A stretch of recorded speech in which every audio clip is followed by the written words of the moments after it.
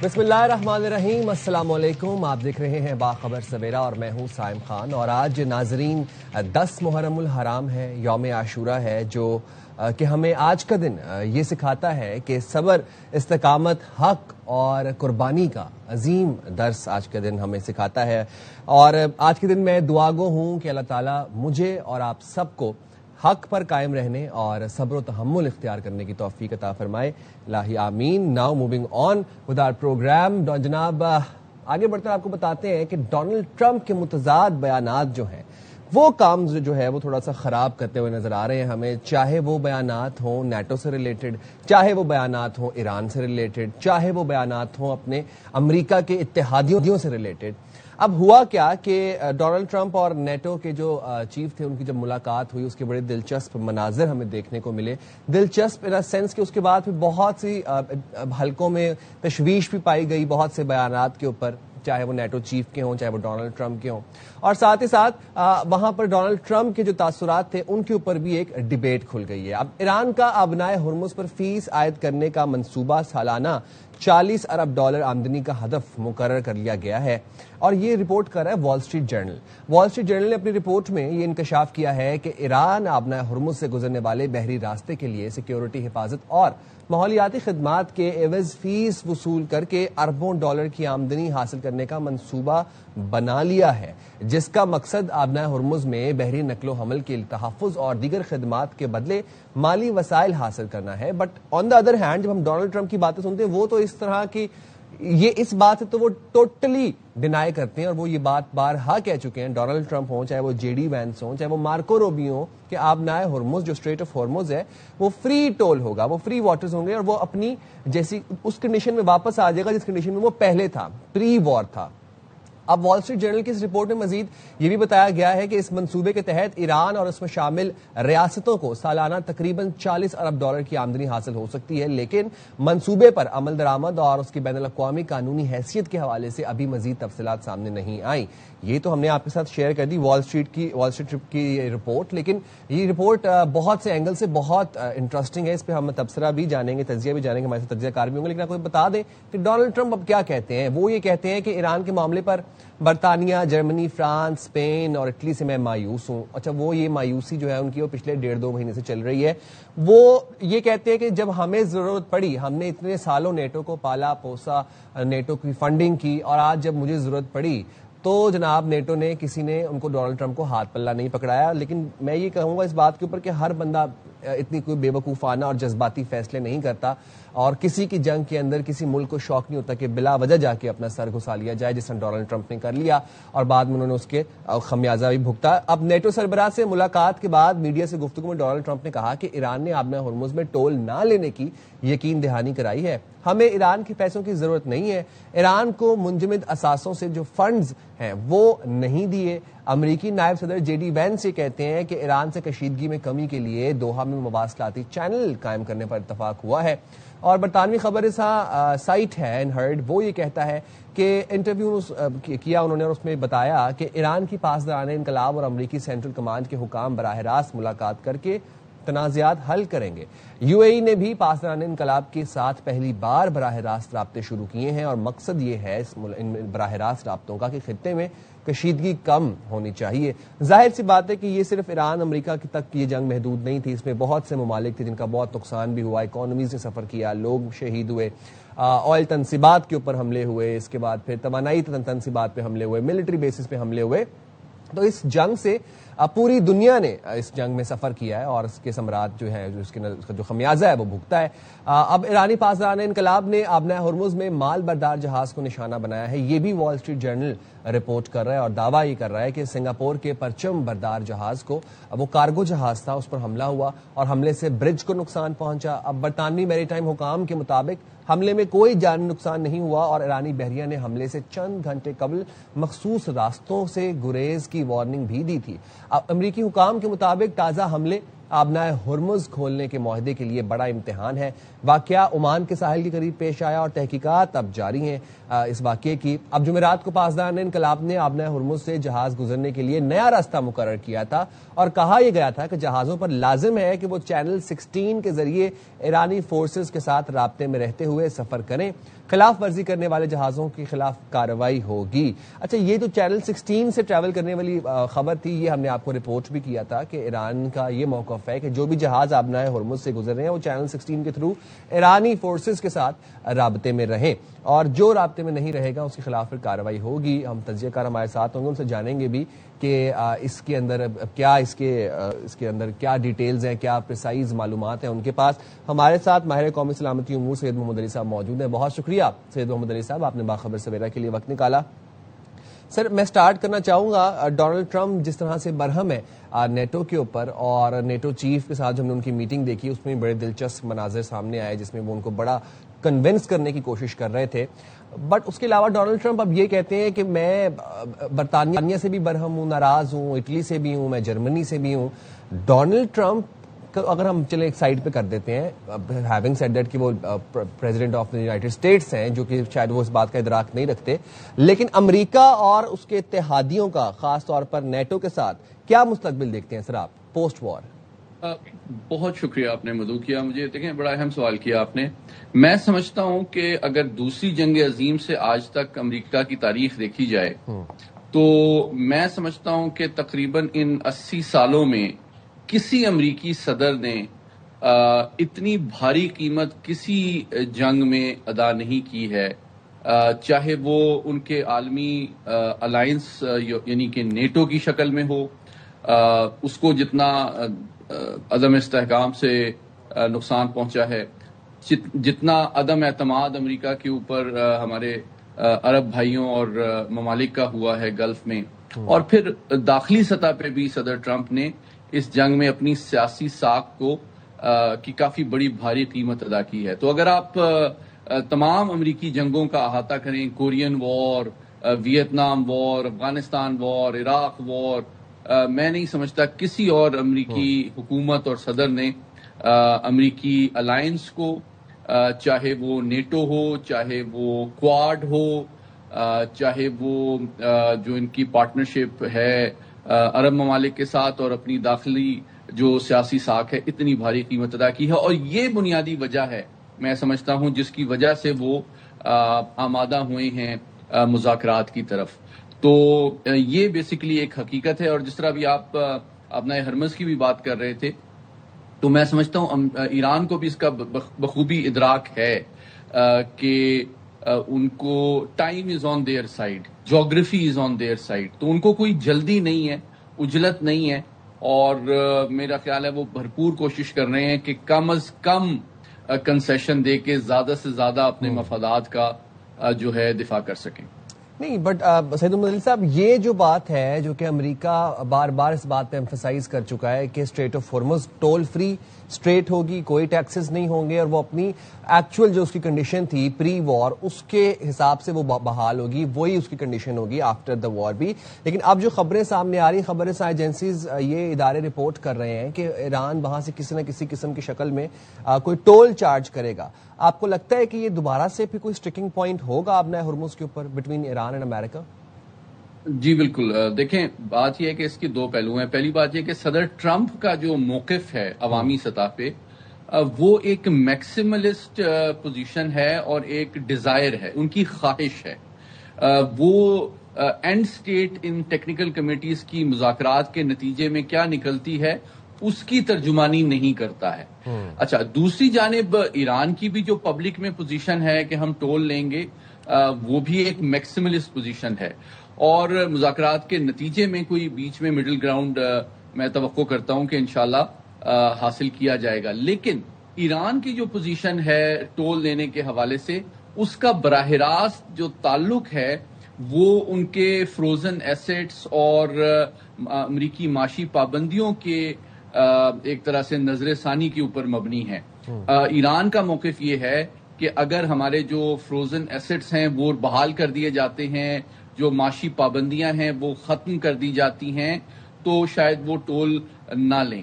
لیکن اگر امریکہ کی جانب سے نہیں کیا جاتا تو یہ جو جنگ کے ان کے سینکڑوں ارب ڈالر کا نقصان ایران نے بھی اٹھایا ہے، اس کا ازالہ وہ یہ سمجھتے ہیں کہ ابنائے ہرمز کے جہاز رانی کے اوپر ٹول لگا کے وہ پورا کرنا چاہتے ہیں. تو یہ دونوں چیزیں آپس میں جڑی ہوئی ہیں. نہیں سعید ملک صاحب دیکھیں، جہاں پہ $300 بلین والی بات ہو رہی تھی کہ ایران کو $300 بلین دیے جائیں گے امریکہ کی جانب سے فار ریکنسٹرکشن اور ریجوونیشن، اس بات کی ڈونلڈ ٹرمپ بھی تردید کر دیتے ہیں. ڈونلڈ ٹرمپ یہ بھی کہتے ہیں کہ ایران اسٹریٹ آف ہارمز سے کوئی ٹول ٹیکس وصول نہیں کرے گا. اب یہ جو خلیج تعاون کونسل اور امریکہ کا جو اجلاس ہوا تھا، اس کا مشترکہ اعلامیہ سامنے آیا، اس میں آبنائے ہرمز پر کسی قسم کی فیس، ٹیکس یا کنٹرول مسلط کرنے کی مخالفت کی گئی.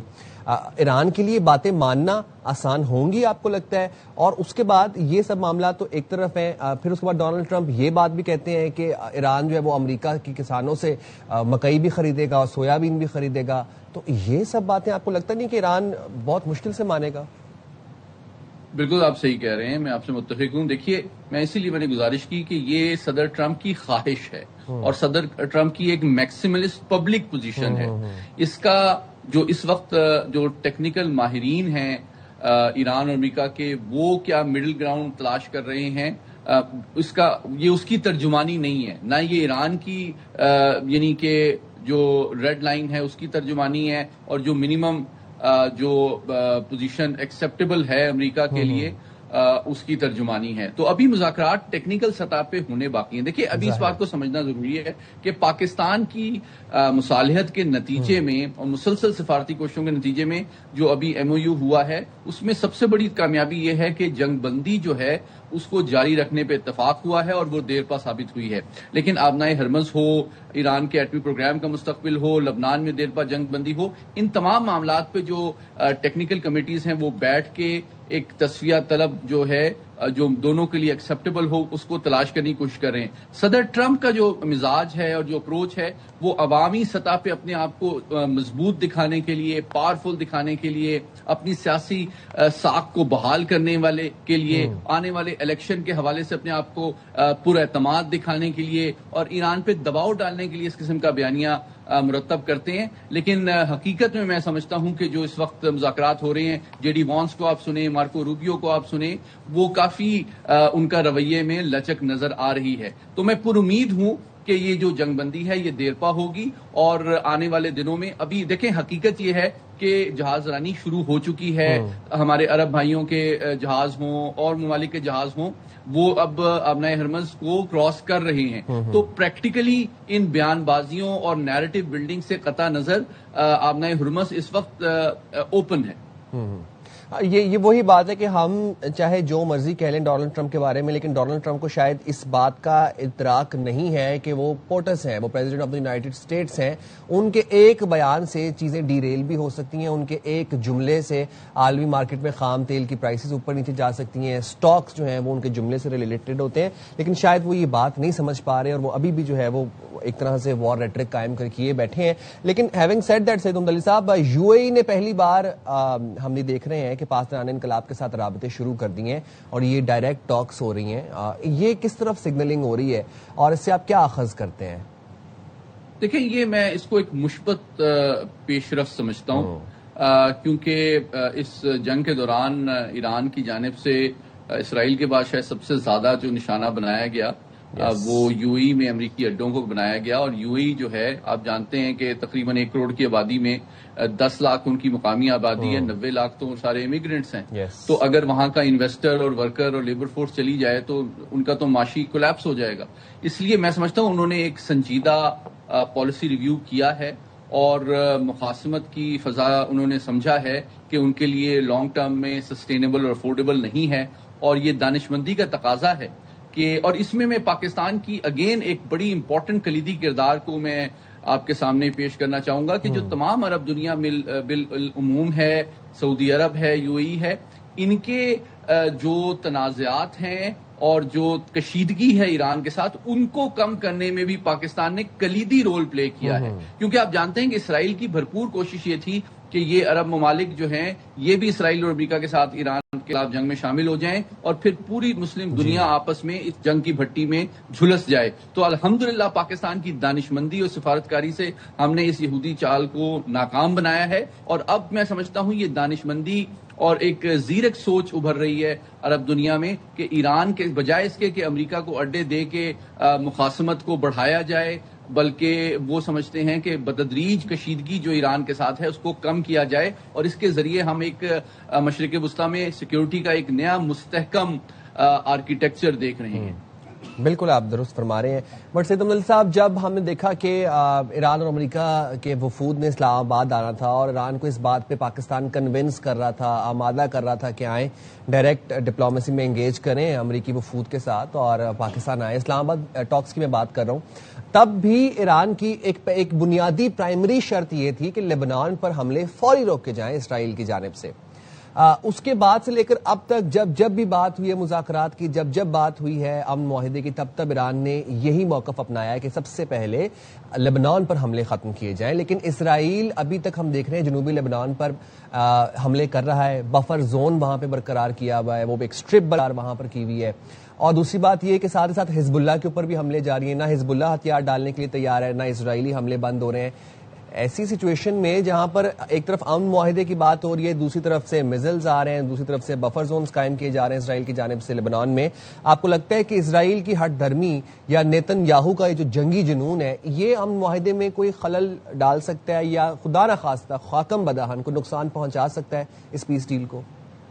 دیکھیں، میں سمجھتا ہوں کہ اس میں کوئی شک پوری دنیا کے سامنے نہیں ہے کہ اسرائیل جو ہے بنیادی طور پر اس پورے خطے میں سب سے بڑے فیکٹر آف انسٹیبلٹی کے سامنے کے طور پہ ایکسپوز ہو چکا ہے اور تنہا بھی ہو چکا ہے۔ اس کے ابراہم ایکارڈ کا جو خواب تھا اس کو بھی نقصان پہنچا ہے، اور ایون امریکہ کے ساتھ بھی اس کے تعلقات متاثر ہوئے ہیں، اور امریکہ کو بھی اس کا اندازہ ہوا ہے کہ اسرائیل کی پشت پناہی خود امریکی مفادات، خارجہ پالیسی اور ان کی حکومت کی داخلی سیاسی ساکھ کے لیے بڑی نقصان دہ ثابت ہوئی ہے۔ تو اس جنگ کا ایک بہت بڑا نقصان سیاسی، تصویراتی اور خارجہ پالیسی کے اعتبار سے اسرائیل نے اٹھایا ہے۔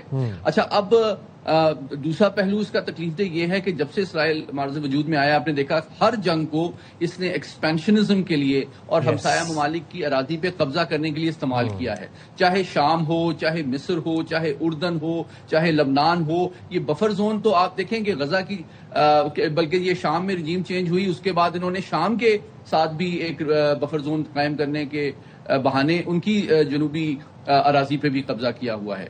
تو میں یہ سمجھتا ہوں یہ افسوسناک بات ہے، لیکن یہ ایک تاریخی حقیقت ہے۔ یہ البتہ ایک حقیقت پسندانہ توقع ہے کہ امریکہ کو چونکہ اس کا ادراک ہے کہ اسرائیل جو ہے اس خطے میں استحکام کا سب سے بڑا مخالف ہے، اس لیے اس پہ وہ دباؤ ڈالنے کی صلاحیت رکھتے ہیں کہ اس کو مزید کشیدگی اور جارحیت سے باز رکھا جائے۔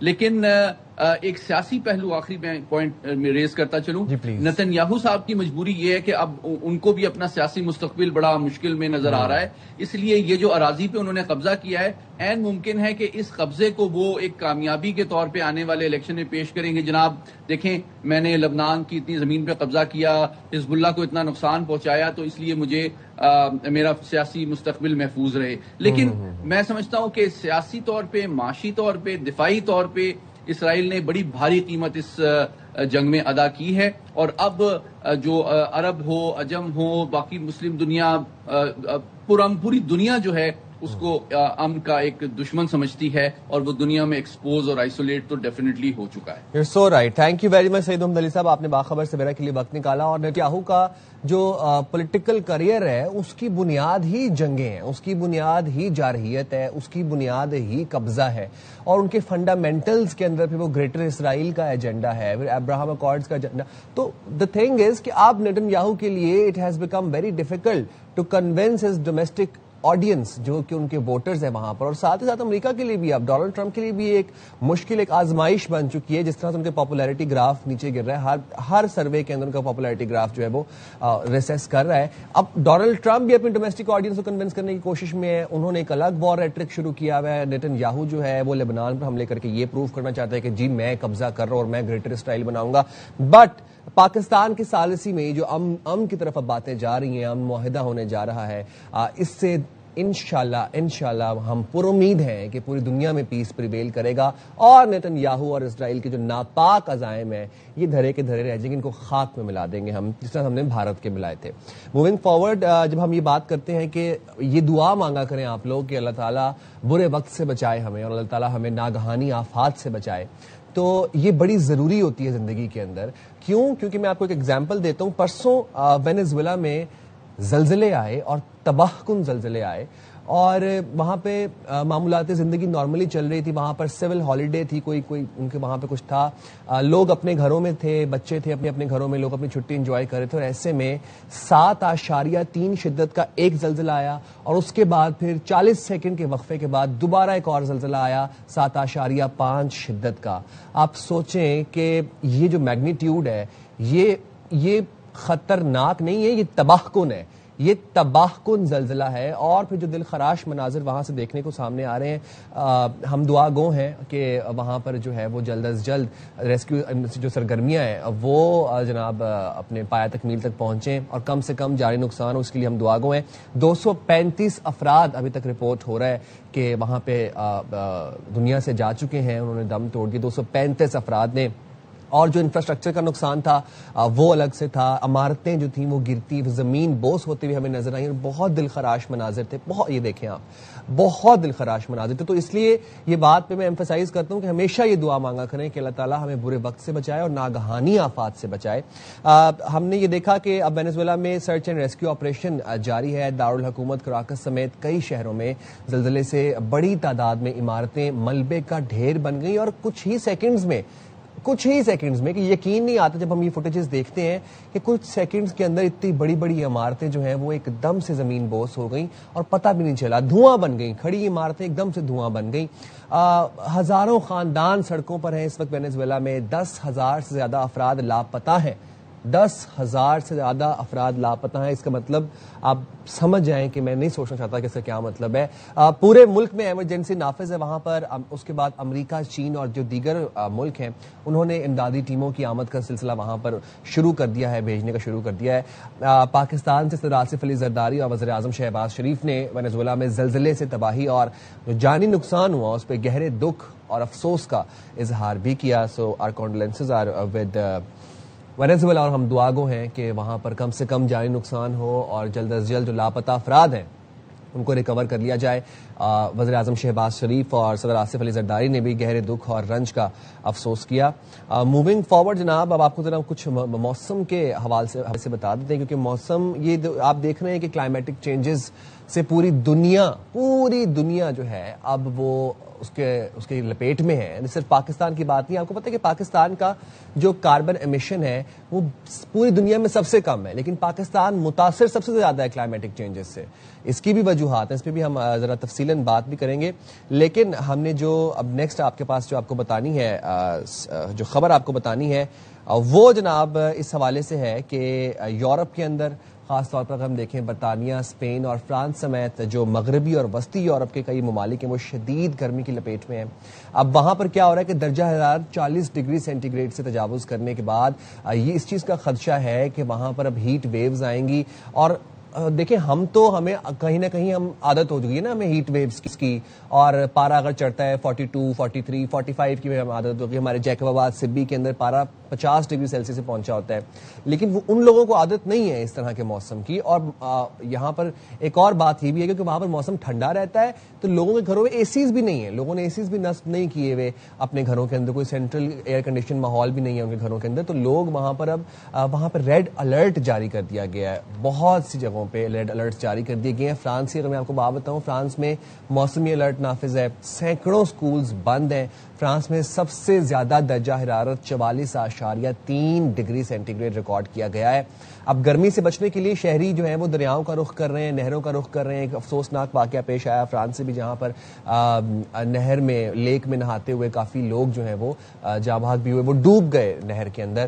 نگرانی کے بغیر مقامات پر تیراکی کے دوران کئی افسوسناک واقعات جیسے پیش آ رہے ہیں. حکام کے مطابق حالیہ دنوں میں کم از کم 40 افراد ڈوب کر جان کی بازی ہار چکے ہیں. حالیہ دنوں میں اوورآل 40 افراد جو ہیں وہ نہروں میں اور لیکس میں ڈوب کر جان سے ہاتھ دھو بیٹھے ہیں. جرمنی میں بھی گرمی کے باعث کئی افراد کے ڈوبنے کی اطلاعات ہیں, اور اسی طرح ہم دیکھ رہے ہیں کہ اگر میں یو کے کی بات کروں وہاں پر بھی بہت گرمی ہے, اور لوگ جو ہیں وہ گھروں نظام زندگی مفلوج ہو گئے نا, ان کو عادت نہیں ہے, نہ ہی ان کو وہ اتنی ہیٹ برداشت کر پاتے ہیں. بچے سکولز میں ہیں, سکولز جو ہیں وہ بند ہیں, اور اسپتالوں میں جو NHS اسپتال ہیں وہاں پر جو ہے وہ ہنگامی بنیادوں پر الرٹس جاری کر دیے گئے ہیں, اور عوام کو یہ بتایا گیا ہے انتظامیہ کی جانب سے کہ جناب اگر ایکسٹریم ایمرجنسی تو اسی میں آپ کال کریں, کیونکہ جو ہاسپٹلز ہیں, آپ کو پتہ ہے کہ برطانیہ کا جو صحت کا نظام ہے وہ تھوڑا ذرا ہیلتھ کا جو نظام ہے وہ ویک ہے, تو وہاں پر جو NHS اسپتال ہیں وہ فل ہیں, اور وہاں پر اوور فلو ہے مریضوں کا.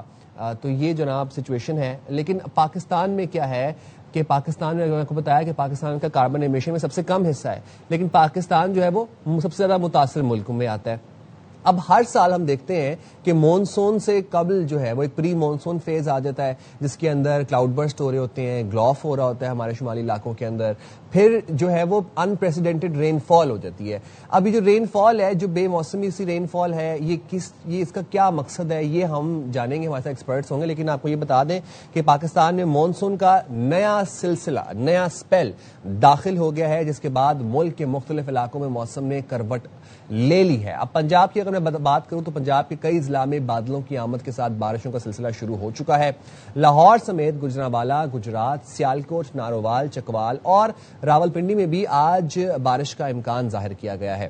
اب بارشوں کے پیش نظر لاہور سمیت مختلف شہروں میں متعلقہ اداروں کو الرٹ جاری کر دیا گیا ہے. کراچی کی اگر میں بات کروں تو کراچی میں بھی آئندہ 3 روز کے دوران موسم جزوی ابر آلود رہے گا, اور تیز ہوائیں چلنے اور رات و صبح کے اوقات میں کہیں کہیں بوندا باندی ہونے کا امکان ہے. کراچی میں الحمدللہ شکر ہے اللہ کا کہ پچھلے 3-4 دنوں سے موسم جو ہے وہ ابر آلود ہے. اور ساتھ میں اگر ہم رات کی بات کریں تو رات میں کراچی کو آپ کو پتہ ہے کہ کراچی بلیسڈ اس سینس میں ہے کہ یہاں پہ ہوائیں چلتی رہتی ہیں, ہمارے پاس مغربی ہوائیں آتی ہیں, لیکن آج کل جو ہوائیں چل رہی ہیں وہ ٹھنڈی ہوائیں ہوتی ہیں.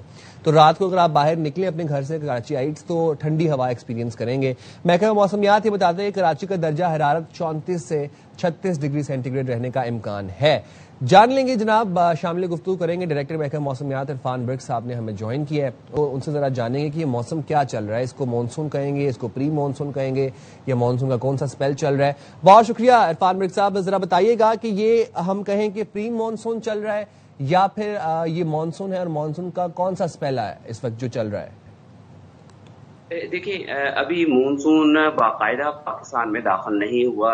یہ پری مونسون اس کو کہہ سکتے ہیں آپ. مختلف علاقوں میں جو ہے وہ بارش ہو رہی ہے, اور یہ پھیلی ہوئی بارش نہیں ہے, یہ مختلف پاکٹس میں بارش ہو رہی ہے. جیسا کہ ڈی جی خان اور اس کے جلدنبا کے علاقوں میں جو ہے نا وہ کل بارش ہوئی, اور کچھ علاقے جو شمال مشرقی پنجاب کے علاقے ہیں وہاں پر کچھ بارش ہوئی.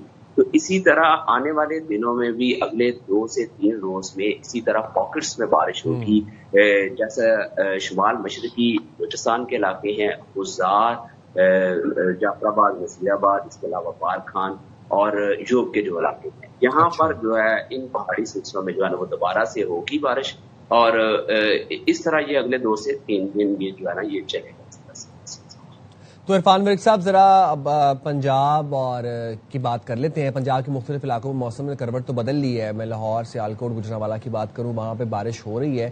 یہ بارش کتنی پرولونگ ہوگی, اور اس یہ کوئی خطرناک بارش تو نہیں ہے, اس سے یہ کوئی رحمت کی بارش ہی ہے نا, کوئی اچھی نوید بتا دیں ہمیں. دیکھیں, یہ میں نے جیسے کہا نا کہ یہ ابھی اگلے چند روز جو ہوں گے اس میں پاکٹس میں بارش ہوگی. اسی طرح شمال مشرق کی جو پنجاب کے علاقے ہیں جس میں لاہور, گجرانوالہ, سیالکوٹ, نارووال, اس کے علاوہ گجرات کے علاقے, مٹی بہاؤدین کے علاقے, ایون کہ فیصل آباد میں بعض علاقوں میں ہو سکتی ہے. یہ اگلے جو 2 روز ہوں گے یہاں پر چند مقامات پر جو ہے وہ بارش ہوگی. تاہم جو مونسون کا باقاعدہ آغاز ہوگا وہ ہم ایکسپیکٹ کر رہے ہیں کہ نارمل ہی ہوگا, وہ جولائی کے فرسٹ ویک میں ہو سکتا ہے. اچھا, تو یہ ہم یہ کہہ سکتے ہیں کہ یہ جس طرح ہم لاسٹ ایئر دیکھا تھا پری مانسون ایک سیزن آ گیا تھا, تو یہ پری مانسون پھر ہم کہیں گے کہ چل رہا ہے. جی آپ اس کو پری مونسون کہہ سکتے ہیں. بعض اوقات پری مونسون جو ہے وہ شدت کے ساتھ آتا ہے, بعض اوقات پری مونسون کی جو بارشیں ہوتی ہیں وہ پاکٹس میں ہوتی ہیں. تو اس بار ایسا آپ کے تجزیے میں یہ جو پری مونسون آیا ہے یہ اتنا شدید ہے یا نہیں ہے جتنا ہم نے لاسٹ ایئر ایکسپیرینس کیا تھا؟ جی یہی میں کہنا چاہ رہا ہوں کہ جب مونسون سٹارٹ ہونے والا ہوتا ہے اس سے پہلے جو بارش ہوتی ہے بعض اوقات وہ بہت شدت کے ساتھ آتی ہے اور بعض اوقات پورے پاکستان میں ہوتی ہے. اس بار ایسا ہو رہا ہے کہ یہ پاکٹس میں ہو رہی ہیں, جیسا کہ شمال مشرقی پنجاب کے علاقوں میں ہو رہی ہیں اور ڈی جی خان کے جو وسطی علاقے ہیں, ہمارے جنوبی کچھ علاقے ہیں, وہاں پر جو ہے نا وہ بارش ہو رہی ہے. عرفان بھائی صاحب ذرا سندھ کا بھی بتا دیں, سندھ کی کیا اپڈیٹس ہیں, سندھ کے کن علاقوں میں بارش کی توقع کی جا سکتی ہے, اور کراچی کا بھی بتا دیجیے گا پھر. دیکھیں سندھ میں ابھی کوئی ایسی چیز, ایسا کوئی بارش والا سلسلہ تو نہیں ہے, تاہم جو پاکٹ میں جیسے کہ خزار کے علاقے میں اگر بارش ہوتی ہے وہ والا پیچ موو کر کے دادو تک آ گیا تو ان علاقوں میں کوئی تھوڑی بہت ہو سکتی ہے, ادروائز کوئی ایسا پراپر اسپیل نہیں ہے کہ جو سندھ میں بارش کرے. بعض علاقوں میں تیز ہوائیں چل سکتی ہیں, ہبس میں تھوڑی ساری کیفیت میں اضافہ ہو سکتا ہے. نہیں تو کراچی میں ہم دیکھ رہے ہیں کہ پچھلے 3-4 دنوں سے موسم ابر آلود ہے اور کہیں کہیں پہ بوندا باندی بھی ہوتی ہے اور ٹھنڈی ہوائیں رات کے ٹائم چلتی ہیں. اچھا یہی ہوائیں تھیں, مغربی ہوائیں تو یہی ہیں, لیکن یہ ہوائیں جب کچھ 1 مہینہ پہلے تک گرم ہوا ہوتی تھی, اب یہ جو ہوا ہے یہ بریز ہے, کوئی ٹھنڈی ہوا بن گئی ہے. دیکھیے یہی میں کہہ رہا ہوں کہ یہ مغربی جو کولڈ وینڈ ہے وہ ہمارے علاقوں میں جب آتی ہے, ہمارے پہاڑوں کے ساتھ ٹکراتی ہے, بلوچستان کے علاقوں کے ساتھ, تو وہ کچھ تھوڑی ساری ہوا جو ہے وہ آپ کی کراچی تک آ جاتی ہے, اور اسی دوران میں جب سی بریز چلتی ہے تو جب تھوڑی بہت انٹریکشن ہوتی ہے تو بادل بن جاتے ہیں کراچی میں. اکثر آپ کو بادل نظر آئیں گے آج کل. وہ بادلوں کی وجہ سے لیٹ نائٹ ارلی مارننگ میں آپ کو ڈریزل مختلف علاقوں میں ملے. تو مطلب یہ کہنا غلط نہ ہوگا کہ آئندہ دنوں میں کراچی کا موسم ابر آلود اور خوشگوار رہے گا ایٹ لیسٹ. جی کراچی کا موسم آپ کو جو ہے نا وہ بہتر ہی ملے گا. میں سندھ کے دوسرے علاقوں کی بات کر رہا تھا کہ دوسرے علاقوں میں جو ہے نا ہبس ہے. صحیح. اچھا عرفان بھائی صاحب ذرا یہ بھی آپ سے جان لیں گے کہ لاسٹ ایئر جو ہم نے شدید ایک ایکسٹریم ایپیسوڈ آف مانسون دیکھا جس میں ہم نے انپریسیڈنٹڈ رین فال دیکھی, اس میں اربن فلڈنگ بھی تھی, اس میں پھر سیلابی ریلے بھی تھے اور بہت تباہی اور نقصان ہم نے ایکسپیرینس کیا. اس سال کیا آپ کے پاس ڈیٹا ہے, کیا انفارمیشن ہے, کیا آپ کو سٹیٹس بتاتے ہیں کہ اس سال خدا نخواستہ کہیں لاسٹ ایئر والی ریپلیکیشن تو نہیں ہوگی؟ دیکھیں جو ایکسٹریم ایونٹ ہوتے ہیں ان کو رد نہیں کیا جا سکتا, تاہم اس سیزن میں ہم ایکسپیکٹ کر رہے ہیں نارمل یا نارمل سے قدرے کم بارش. اچھا. اور اس دوران میں اس سے ہوتا یہ ہے کہ آپ کو ڈرائی ڈیز جو ہے نا وہ زیادہ ملیں گے اور ویٹ ڈیز کم ملیں گے. جب وہ سکڑ جائیں گے اس میں جو ہے نا وہ تیز ایونٹ جو ہے نا وہ ہو سکتا ہے.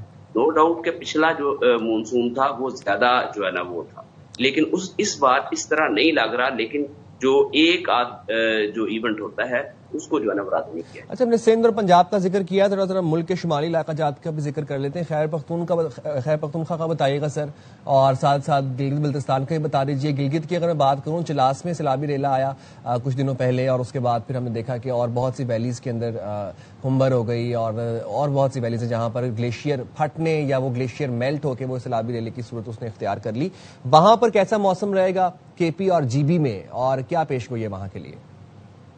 دیکھیں ابھی بھی یہ والا جو سلسلہ ہے یہ مغربی ہواؤں کا سلسلہ اگلے 24 گھنٹے کے لیے جو ہے, اس میں بلائی خیبر پختونخوا کے علاقوں میں بھی ہم ایکسپیکٹ کر رہے ہیں چند مقامات پر بارش ہو جائے گی. اچھا. اور اس طرح گلگت بلتستان میں زیادہ تر بادل رہیں گے, ایک آدھ جگہ پہ وہاں پر بھی بارش ہو جائے گی, اور کشمیر میں بھی جو ہے نا ہم ایکسپیکٹ کر رہے ہیں چند مقامات پر بارش ہوگی. اب آپ نے جو کہا کہ جو سیلابی ریلا یا اس طرح, کیونکہ پہاڑی علاقے بہت ولنریبل ہوتے ہیں, پہاڑ ہوتے ہیں, چھوٹی چھوٹی سٹریمز ہوتی ہیں, تو یہاں پر ایک چھوٹا سا بادل بھی کہیں بن جاتا ہے اور وہ تھوڑا سا شاور کر دے تو اس سے کسی ایک آدھ سٹریم میں جو ہے نا وہ آ جاتی ہے, لیکن یہ وائڈ اسپریڈ نہیں.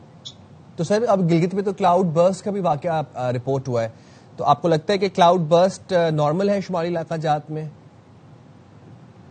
دیکھیے جو موسمیاتی تبدیلی کی جو آپ نے بات کی ہے نا, موسمیاتی تبدیلی کی وجہ سے کلاؤڈ برسٹ یا ہیوی شاور کا ہو جانا. بیسیکلی کلاؤڈ برسٹ کا مطلب یہی ہوتا ہے کہ ٹورینشل رین ہو گئی کسی ایک چھوٹے سارے ایریا میں. تو یہ ممکنات میں ہوتا ہے, اس کو رد نہیں کیا جا سکتا. Rightly said. Thank you very much Irfan Malik sahib, آپ نے باخبر سویرا ایک وقت نکالا. All those people who are planning to travel to the north of the country, آپ لوگوں کے لیے گزارش اور ریکویسٹ آپ لوگوں سے صرف یہ ہے کہ پلیز ایڈوائزریز پڑھ لیا کریں محکمہ موسمیات کی. اپنے فون میں میٹ کا ایپ کر لیں, وہاں پر آپ کو ساری اپڈیٹس مل جایا کریں گی. ٹریول کرنے سے پہلے موسم کی صورتحال جاننا بہت امپورٹنٹ ہے. اپنے آپ کو بھی محفوظ بنائیں, اپنے سفر کو آسان اور محفوظ بنائیں, اور اپنی فیملی کی حفاظت بھی آپ ہی کی ذمہ داری ہے, تو آپ نے اس کو بھی یقینی بنانا ہے. چھوٹی سی بریک پہ جائیں گے, حاضر ہوں گے بریک کے بعد. اسٹے دیئر ود اس.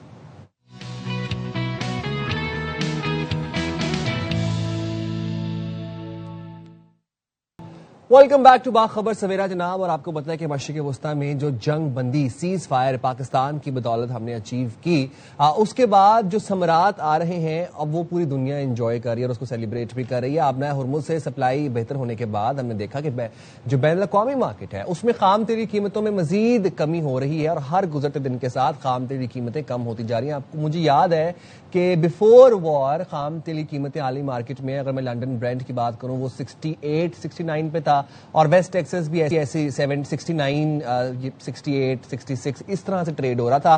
اب ہم یہ دیکھ رہے ہیں کہ جناب اس وقت لنڈن برینٹ 1.71% کمی کے ساتھ $72.47 فی بیرل پر آ گیا ہے. اور اگر میں امریکی ویسٹ ٹیکسس کی بات کروں تو وہ بھی 1.4% کم ہو کر $69.30 فی بیرل پر ٹریڈ کر رہا ہے. اور رائٹرز یہ لکھتا ہے کہ جناب خام تیل کی قیمتیں امریکہ ایران جنگ سے پہلے کی سطح پر آ گئی ہیں, تو وہ اسی پرائس بریکٹ میں آ گئی ہیں جو کہ پری وار تھی سچویشن. لیکن اس میں ایک بڑا انٹرسٹنگ اس جنگ بندی کا پہلو ہے, اور وہ یہ ہے کہ how can Pakistan capitalize the upcoming opportunities جو کہ پاکستان کے حصے میں آئیں گی اس سالسی کے نتیجے میں, اس جنگ بندی کے نتیجے میں, جو پاکستان کی عزت میں اضافہ ہوا ہے اس کے نتیجے میں, جو پاکستان کا قد بڑھا ہے اس کے نتیجے میں.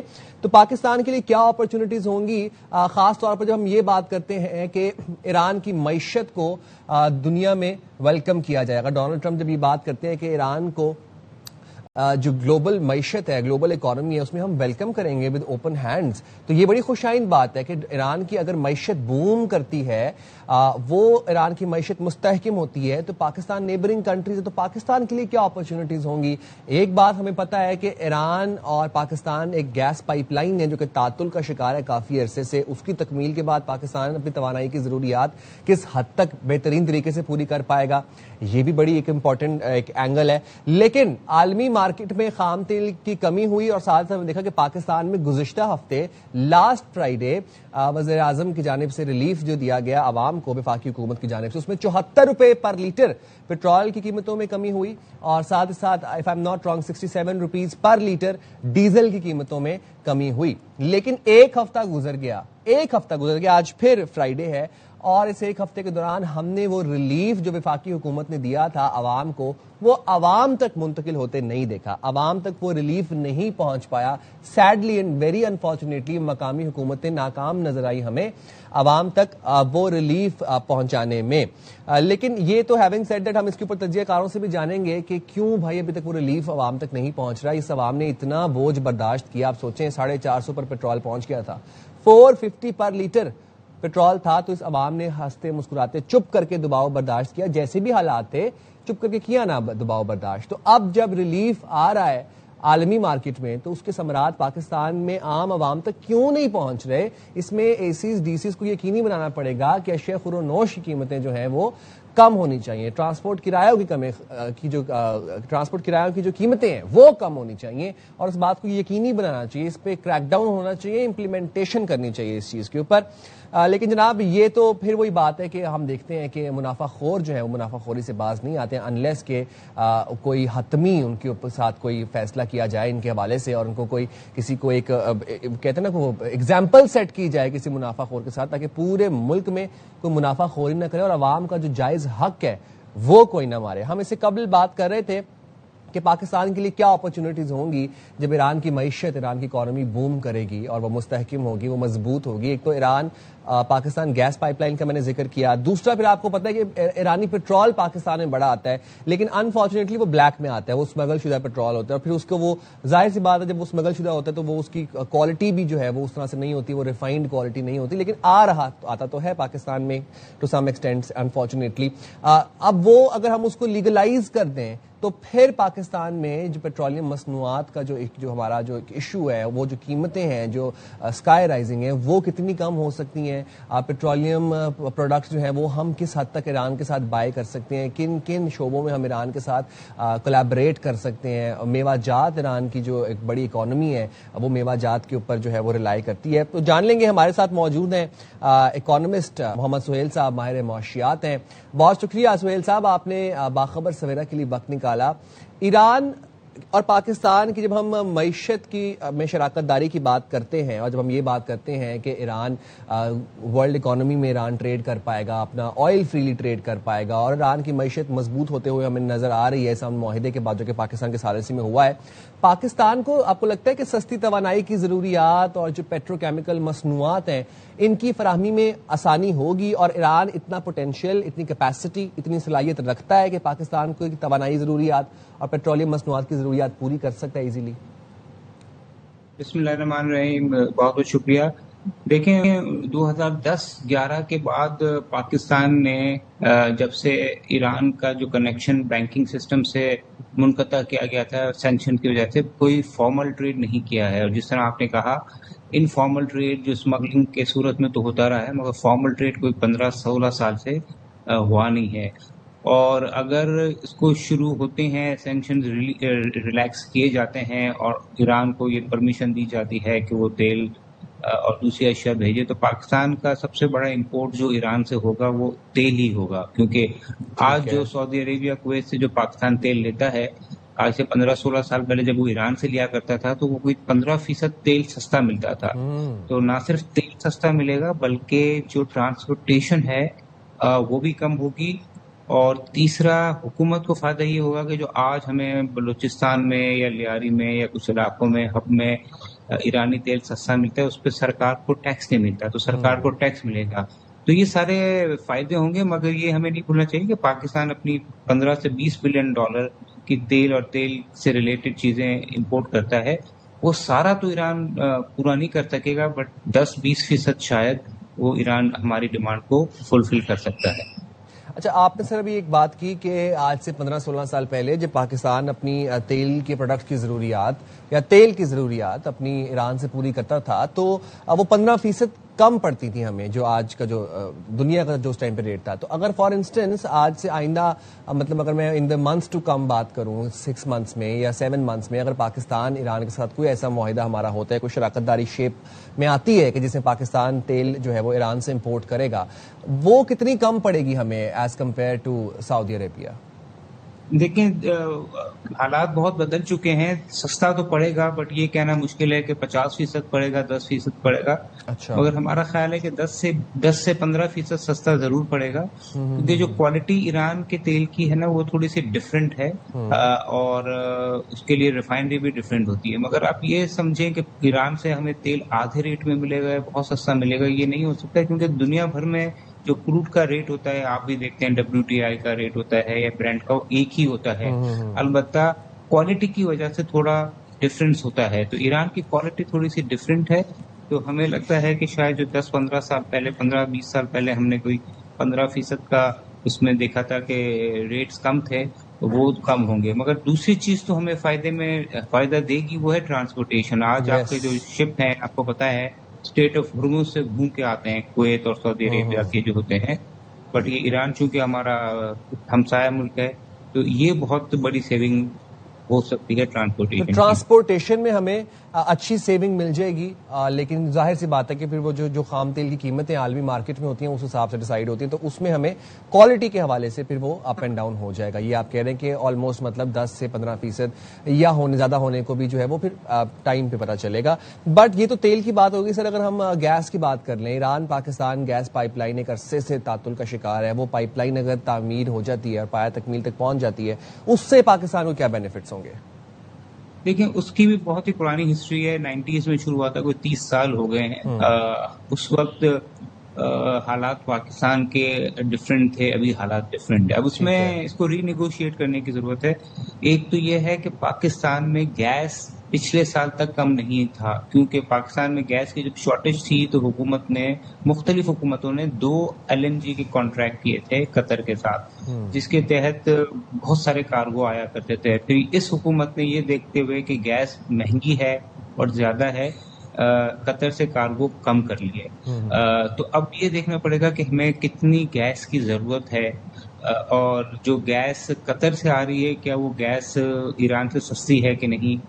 اور اگر ایران سستی گیس دیتا ہے، ظاہری بات ہے ٹرانسپورٹیشن میں تو بچت ہوگی، گیس میں بھی، تو پھر ہمیں قطر کے ساتھ کس طرح نیگوشیٹ کرنا ہے. تو یہ ایک تھوڑا سا سچویشن گمبھیر ہے گیس کے معاملے میں، کیونکہ پچھلے 20-25 سال میں پاکستان میں گیس کی شارٹیج ہوئی. اس کی وجہ سے پاکستان نے کافی ایگریمنٹ 2 ایگریمنٹ جو ہے وہ قطر کے ساتھ کیے ہوئے ہیں، تو ان کو ہمیں قطر کو بھی ری نیگوشیٹ کرنا پڑے گا. ادروائز تو پاکستان میں گیس زائد ہو جائے گی ڈیمانڈ سے.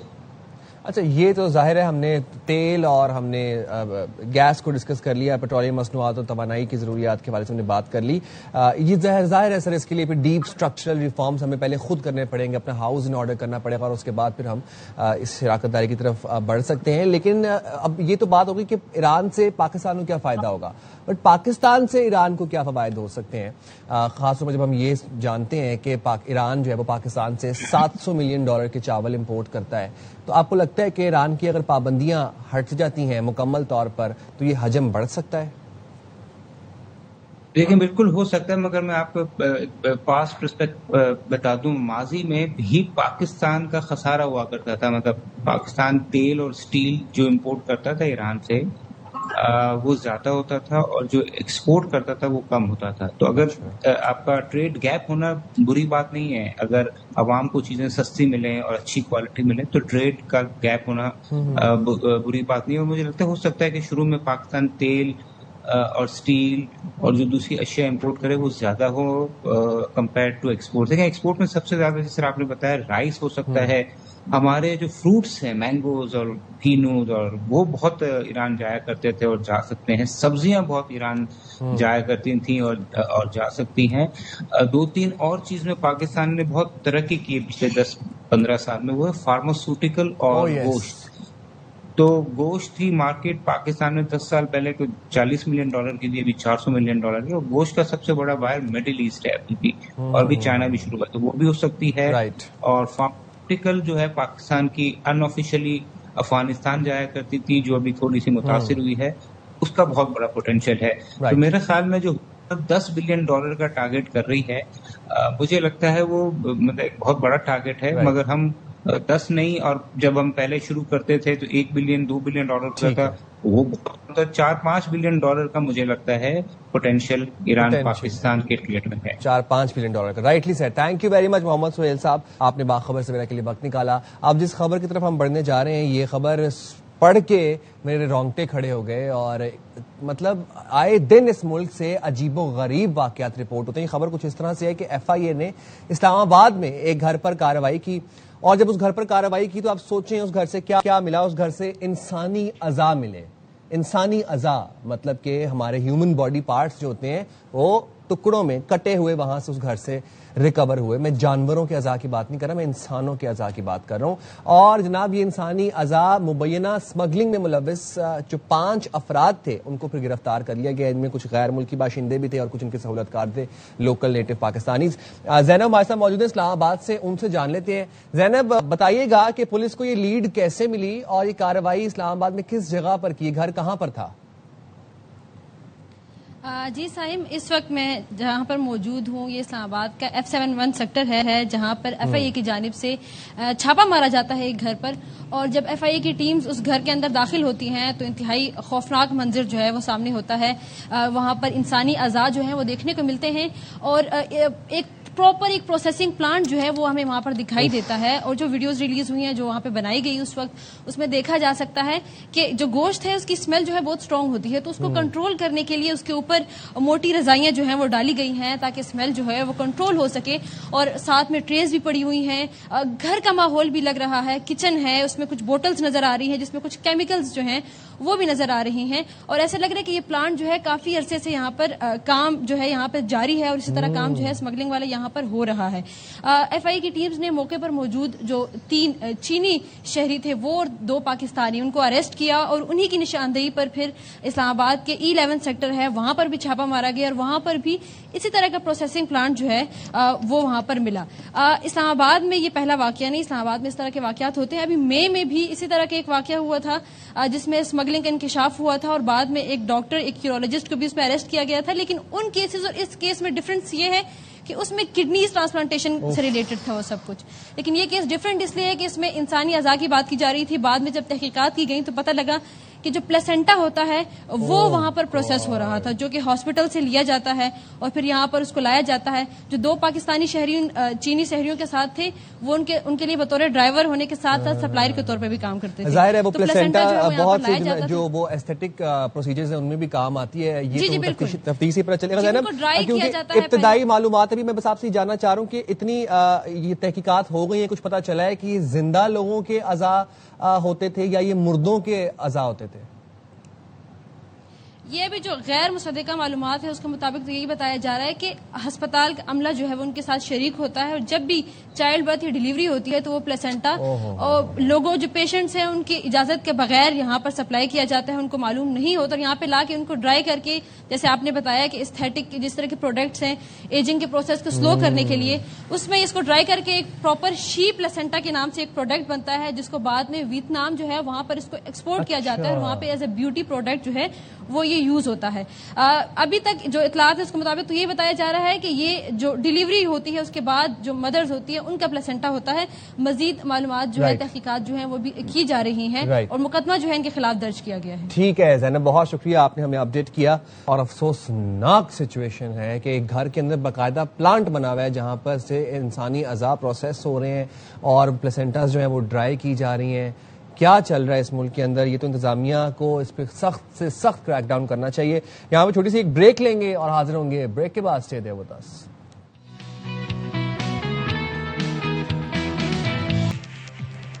السلام علیکم جی، ویلکم بیک ٹو باخبر سویرا. اور اردو میں کہا جاتا ہے کہ ایک نیا محاذ کھول دیا گیا ہے، پنجابی میں کہتے ہیں نوا کٹا کھل گیا جی. تو یہ پیپلز پارٹی اور نون لیگ میں آج کل ہر روز ہی کوئی نوا کٹا کھل جاتا ہے، اور یہ جو کٹا ہے یہ بیسیکلی قومی اسمبلی سے شروع ہوا جہاں پر بلاول بھٹو صاحب نے ایک زوردار بھرپور قسم کی تقریر کی، اور اس میں بہت سے لوگوں کو مشورے بھی دیے، انکلوڈنگ MQM، انکلوڈنگ وزیر اعظم شہباز شریف صاحب، انکلوڈنگ خواجہ آصف صاحب جو کہ ڈیفنس منسٹر ہیں ہمارے. اور اس میں بہت سی چیزیں، بہت سے اینگلز، بہت سے شکوے شکایات جو تھے وہ انہوں نے اس کا اظہار بھی کیا. بلاول بھٹو صاحب کی جانب سے شکوے کیے جا رہے ہیں اور تنقید کی جا رہی ہے. ان حالات کے بعد دونوں جماعتوں کے رہنما بھی ایک دوسرے پر لفظی وار کرتے ہوئے ہمیں نظر آ رہے ہیں. گزشتہ دنوں کراچی کے بلدیاتی نظام کا دفاع کرتے ہوئے بلاول بھٹو صاحب نے کہا جناب کہ آپ لاہور اور اسلام آباد میں بلدیاتی انتخابات کا کرائیں نا پہلے. وہ انہوں نے قومی اسمبلی میں اسی تقریر میں یہ بات کہی کہ بار بار کراچی کے بلدیاتی نظام کی بات کی جاتی ہے تو آپ لاہور اور اسلام آباد میں کیوں نہیں کرواتے بلدیاتی انتخابات اتنے عرصے سے. ساتھ انہوں نے MQM کو بھی یہ مشورہ دیا کہ بھائی یہ آپ لوگ یہ ہمیں لڑوانے کی کوشش کی جا رہی ہے، مطلب MQM اور پیپلز پارٹی کو. آپ سوچیں کہ پیپلز پارٹی MQM کو یہ مشورہ دے رہی ہے کہ آپ چھوڑ دیں، آپ نکلیں، ان کا اتحاد ختم کر دیں، اور آپ یہ ہمیں لڑوانے کی کوشش کی جا رہی ہے. اینی ہاؤ مسلم لیگ نون کے رہنما ہیں خواجہ سعد رفیق صاحب، وہ یہ کہتے ہیں کہ بلاول بھٹو کا مطالبہ درست ہے. اچھا ویسے PMLN سے موسٹلی جتنے بھی رہنماؤں سے ہماری بات چیت بھی ہو رہی ہے، کل حذیفہ رحمان صاحب بھی یہ کہتے ہیں، وہ یہی بات کرتے ہیں کہ بلاول بھٹو صاحب کے مطالبے میں کوئی ایشو نہیں ہے. وہ ان کا مطالبہ درست ہے کہ جناب لاہور اور اسلام آباد میں بلدیاتی انتخابات ہونے چاہیے، لیکن اگر آپ یہ کہیں کہ کراچی کے طرز کے بلدیاتی انتخابات ہونے چاہیے تو اس سے بہتر ہے کہ نہ ہی ہوں انتخابات لاہور اور اسلام آباد کے اندر. یہی ایگزیکٹ بات جو ہے وہ خواجہ آصف صاحب نے اپنے ٹویٹ میں بھی فرمائی, اور انہوں نے کہا کہ اگر مزید کوئی تفصیلات جاننا چاہتا ہے اس بات کی تو وہ جا کے آپ حافظ نعیم الرحمان صاحب سے پوچھ لیں اور خالد مقبول صدیقی صاحب سے پوچھ لیں. اب اس بیان پر ایک اور محاذ کھلا. وہ محاذ یہ تھا کہ سینئر وزیر سندھ ہیں اور ان کا تعلق پیپلز پارٹی سے ہے, شجیل انعام میمن صاحب کی میں بات کر رہا ہوں. انہوں نے جواب دیا خواجہ سعد رفیق کو, اور انہوں نے کہا کہ مشورے سے پہلے پنجاب میں بلدیاتی انتخابات کروائیں آپ. تعجب ہے کہ پنجاب میں بلدیاتی انتخابات سے گریزاں نون لیگ کراچی کے بلدیاتی نظام پر تنقید کر رہی ہے. شجیل میمن صاحب نے کہا کہ دوہرے معیار کی سیاست عوام کے سامنے زیادہ دیر نہیں چل سکتی. یہ جناب ایک لفظی وار ہے, اور یہ خیر دونوں طرف سے یہ ایکسچینج کیے جا رہے ہیں, تند و تیز بیانات کا سلسلہ ہے. اور یہ پیپلز پارٹی اور نون لیگ ہم دیکھ رہے ہیں کہ یہ کہنے کو تو اتحاد میں ہیں اور وفاق میں بھی ساتھ ہی بیٹھے ہوئے ہیں, بٹ یہ ایک عرصے سے ہی ہم دیکھتے ہیں کہ ایک سیزن آتا ہے جس میں یہ ایکسچینج شروع ہو جاتا ہے لفظی وار کا, اور اس میں سخت الفاظ بھی بولے جاتے ہیں, پھر الزامات بھی لگائے جاتے ہیں. پھر آج کل تو بہرحال مشوروں پہ بات چل رہی ہے, مشورے دیے جا رہے ہیں. خواجہ آصف صاحب وزیر دفاع پاکستان کے, وہ یہ کہتے ہیں کہ آزاد کشمیر میں پیپلز پارٹی کی حکومت ہے, وہ کیا کر رہی ہے؟ کیا صرف حکومت کرنا ہوتی ہے؟ کیا ایسی صورتحال میں کوئی ذمہ داری نہیں ہوتی؟ آزاد کشمیر میں پیپلز پارٹی حکومت ناکام ہو گئی ہے. خواجہ صاحب نے ذکر کیا اس بات کا, اور گفتگو کر رہے تھے وہ پروگرام خبر میں مالک صاحب کے ساتھ, اور انہوں نے کہا کہ مولانا فضل الرحمان کو آزاد کشمیر بلانے کا مطلب پیپلز پارٹی کی جانب سے اپنی ناکامی کا کھلا اعتراف ہے, اور پیپلز پارٹی خود آزاد کشمیر میں الیکشن ملتوی کرانا چاہتی تھی.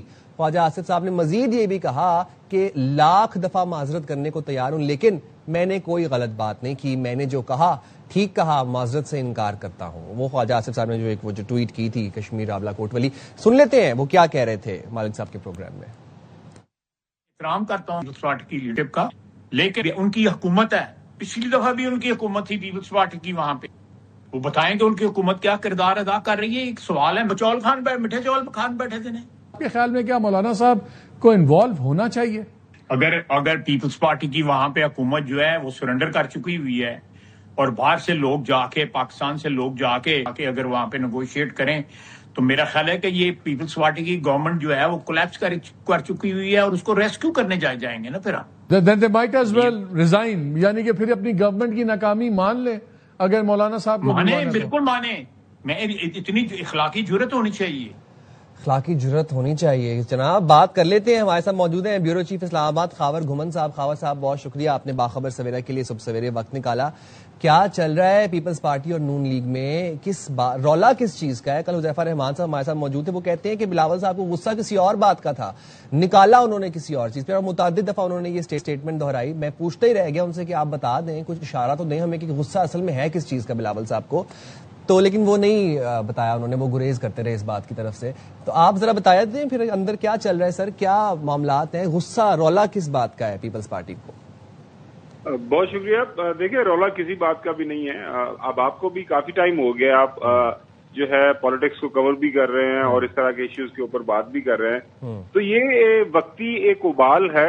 اب یہ کچھ دن کے بعد آپ دیکھیں گے پھر یہ ابال یہ ٹھنڈا ہو جائے گا اور معاملات آرام سے آگے بڑھیں گے. حالیہ دنوں میں آپ نے دیکھا ہوگا کہ جی ہم بجٹ میں نہیں آئیں گے, بجٹ کے اوپر ہمارے تحفظات ہیں.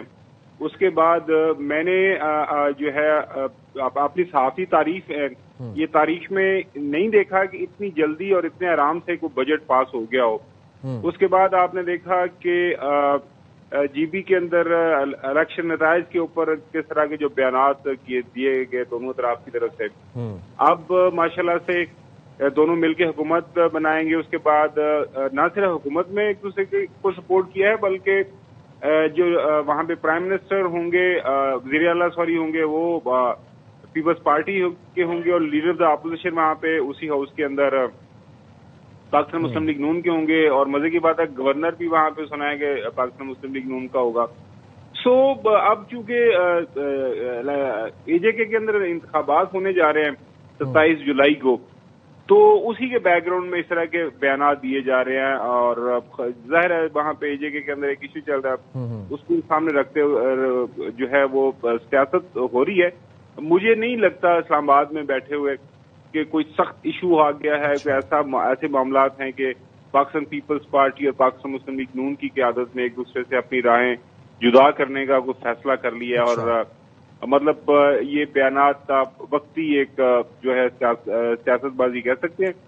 باقی اس کے اندر اگر آپ یہ اسے تاثر بنانے کی کوشش کریں گے کہ ایز ایف کے پاکستان مسلم لیگ نون اور پیپلز پارٹی کی قیادت کے درمیان کافی فاصلے آ گئے ہیں اور یہ جو بیانات ہے اس بات کا جو ہے اس بات کی طرف اشارہ کرتے ہیں کہ ایز ایف آنے والے دنوں میں یہ مزید دوری بڑھے گی. تو ایسی ہرگز مجھے اسلام آباد میں کم از کم کوئی یہ آپ کہتے ہیں کہ وقتی طور پر ایک لفظی ایکسچینج ہے اور ایک ابال ہے جو کہ ہم ماضی میں بھی اس طرح کے ایپیسوڈز دیکھتے ہوئے آئے ہیں. لیکن بلاول صاحب نے قومی اسمبلی کی اپنی تقریر میں خاور بھائی ایک تڑی بھی لگائی تھی. وہ یہ کہتے تھے کہ عاشورہ سے پہلے آپ کروا لیں بجٹ منظور, نہیں تو میں اپنے ممبران کو لے کے واپس سندھ چلا جاؤں گا, مطلب ان کو مزید اسلام آباد میں رہنے کی اجازت نہیں دوں گا. آپ اسلام آباد میں بتائیے گا پیپلز پارٹی کے ممبران موجود ہیں اسلام آباد میں کہ چل دیے واپس؟ نہیں, ظاہر ہے بجٹ پاس ہو گیا. جب بجٹ پاس ہو جاتا ہے تو اس کے بعد سیشن ویسے ہی ہو گیا تو وہ میرے خیال میں تو اب ظاہر ہے چھٹیاں بھی ہیں تو اب اپنے اپنے حلقوں کی طرف سارے ایم این اے چلے جاتے ہیں. وہ ان کا تعلق چاہے کسی بھی پولیٹیکل پارٹی سے ہو. وہ بجٹ کے اوپر تو ظاہر معاملات حل ہو گئے تھے. آپ کو یاد ہوگا بلاول بھٹو زرداری نے جب تقریر کی تھی نیشنل اسمبلی کے فلور کے اوپر تو وہاں پہ انہوں نے یہ بات کر دی تھی کہ ہمارے معاملات سارے طے ہو گئے اور یہ ظاہر ہے انہوں نے ووٹ کیا اس سارے معاملے کے اوپر اور اس لیے تو بجٹ پاس ہو گیا اور وہاں پہ کوئی ایشو اور کوئی پرابلم ایسا مجھے نظر نہیں آ رہی. دیکھیے جو ایشو بنا ہوا ہے نا جو آزاد جموں کشمیر کے حوالے سے ہے, یہ بات میرے خیال میں خواجہ آصف صاحب کی ٹھیک ہے کیونکہ وہاں پہ ذمہ داری تو پاکستان پیپلز پارٹی کی ہے کیونکہ پرائم منسٹر ان کا ہے اس وقت وہاں پہ راٹھوڑ صاحب فیصل راٹھوڑ صاحب. تو اگر خواجہ صاحب یہ کہہ رہے ہیں کہ وہاں پہ جو حالات جو خراب ہوئے اس کی ذمہ داری آپ نہیں اٹھا سکتے, ان کو ٹھیک کرنے کے لیے آپ کے پاس کوئی لائے عمل کوئی اسٹریٹجی نہیں ہے, تو پھر جب آپ بات کرتے ہیں کہ مولانا صاحب ادھر آئے وہ معاملے کو حل کریں تو اس کا مطلب یہ ہے کہ آپ اپنی ذمہ داری سے بھاگ رہے ہیں اور آپ کی حکومت وہاں پہ ناکام ہو گئی ہے. تو یہ تاثر جو خواجہ صاحب نے بیان دیا ہے اس سے تو یہی بنتا ہے اور بات میرے خیال میں کافی حد تک ٹھیک ہے. لیکن چونکہ وہاں پہ اب انتخابات ہو گئے ہیں, اناؤنسمنٹ کا اعلان ہو گیا, نامنیشن پیپر بھی اب میرے خیال میں اس کی ڈیٹ ختم ہونے والی ہے, 27 جولائی کو تاریخ ہے وہاں پہ انتخابات کی. تو ظاہر ہے تو خاور بھائی اسی بیان کی جس کی ابھی آپ ذکر کر رہے ہیں خواجہ صاحب کے, اسی بیان میں انہوں نے آگے یہ بھی کہا کہ پیپلز پارٹی تو خود آزاد کشمیر میں الیکشن ملتوی کروانا چاہتی تھی. میں وہی عرض کر رہا ہوں کوشش ان کی تھی لیکن یہ ہے کہ اب تو انتخابات کا اعلان ہو گیا نا, اب تو وہاں پہ جو الیکشن کمیشن انہوں نے کہہ دی ہے تو اب الیکشن تو ڈیلے میرے خیال میں وہاں پہ نہیں ہوں گے کیونکہ اعلان ہو گیا, الیکشن تو وہاں پہ ہونے جا رہے ہیں.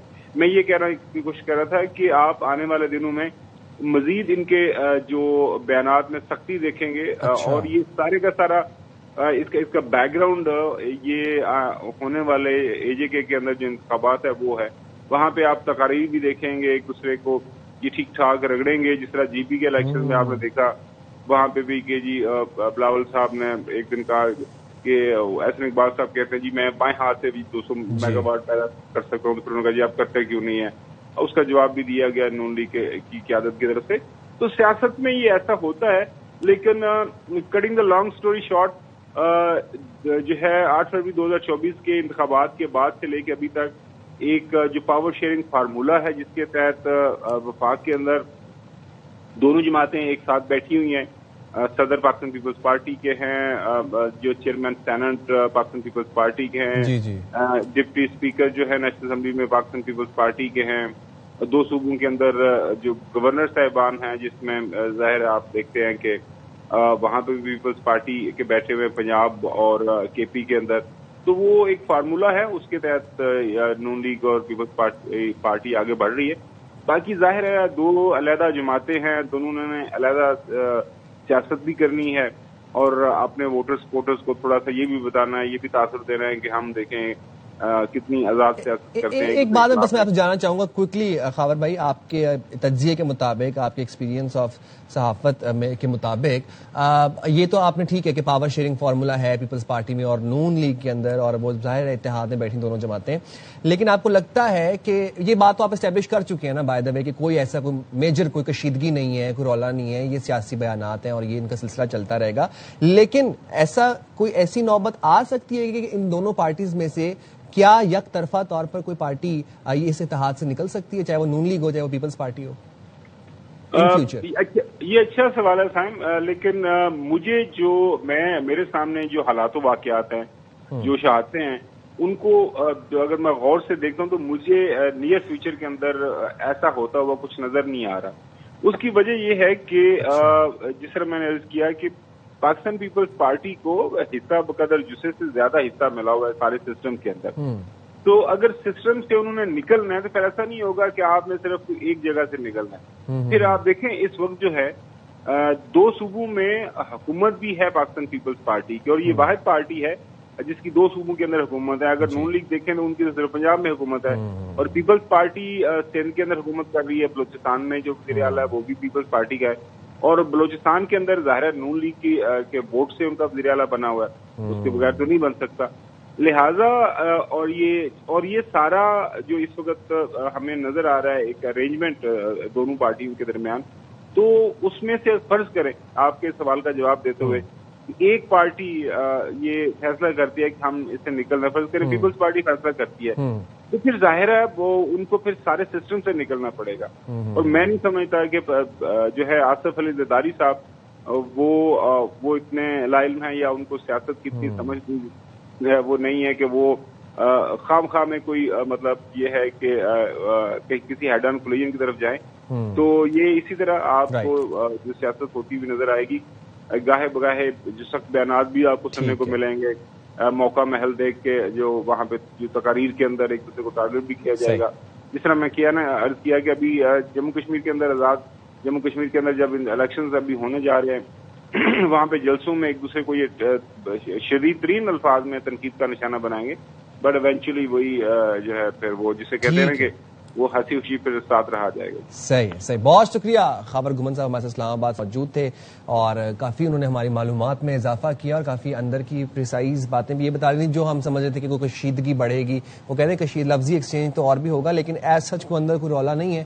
یہ سیاسی بیانات کا ایکسچینج اور سیاسی پارٹیز ہیں اور اس طرح کا ایکسچینج تو ہوتا رہتا ہے. اچھا جناب، یہ بات ہم جانتے ہیں کہ جب بھی بجٹ آتا ہے اس میں سب سے کم رقم مختص کی جاتی ہے صحت کے شعبے پہ اور تعلیم کے شعبے پہ، بٹ اس کے باوجود بھی جب ہمارا صحت کے شعبے میں کوئی مارول ہوتا ہے، کوئی ریکارڈ قائم ہوتا ہے، وہ ایکسیلنٹلی پرفارم کرتا ہے تو بڑی خوشی ہوتی ہے. ظاہر سی بات ہے، پراؤڈ فیل ہوتا ہے. میں بات کرنا چاہوں گا لاہور کی. لاہور میں قائم پاکستان کڈنی اینڈ لیور انسٹیٹیوٹ نے طب کے شعبے میں عالمی ریکارڈ قائم کیا جناب.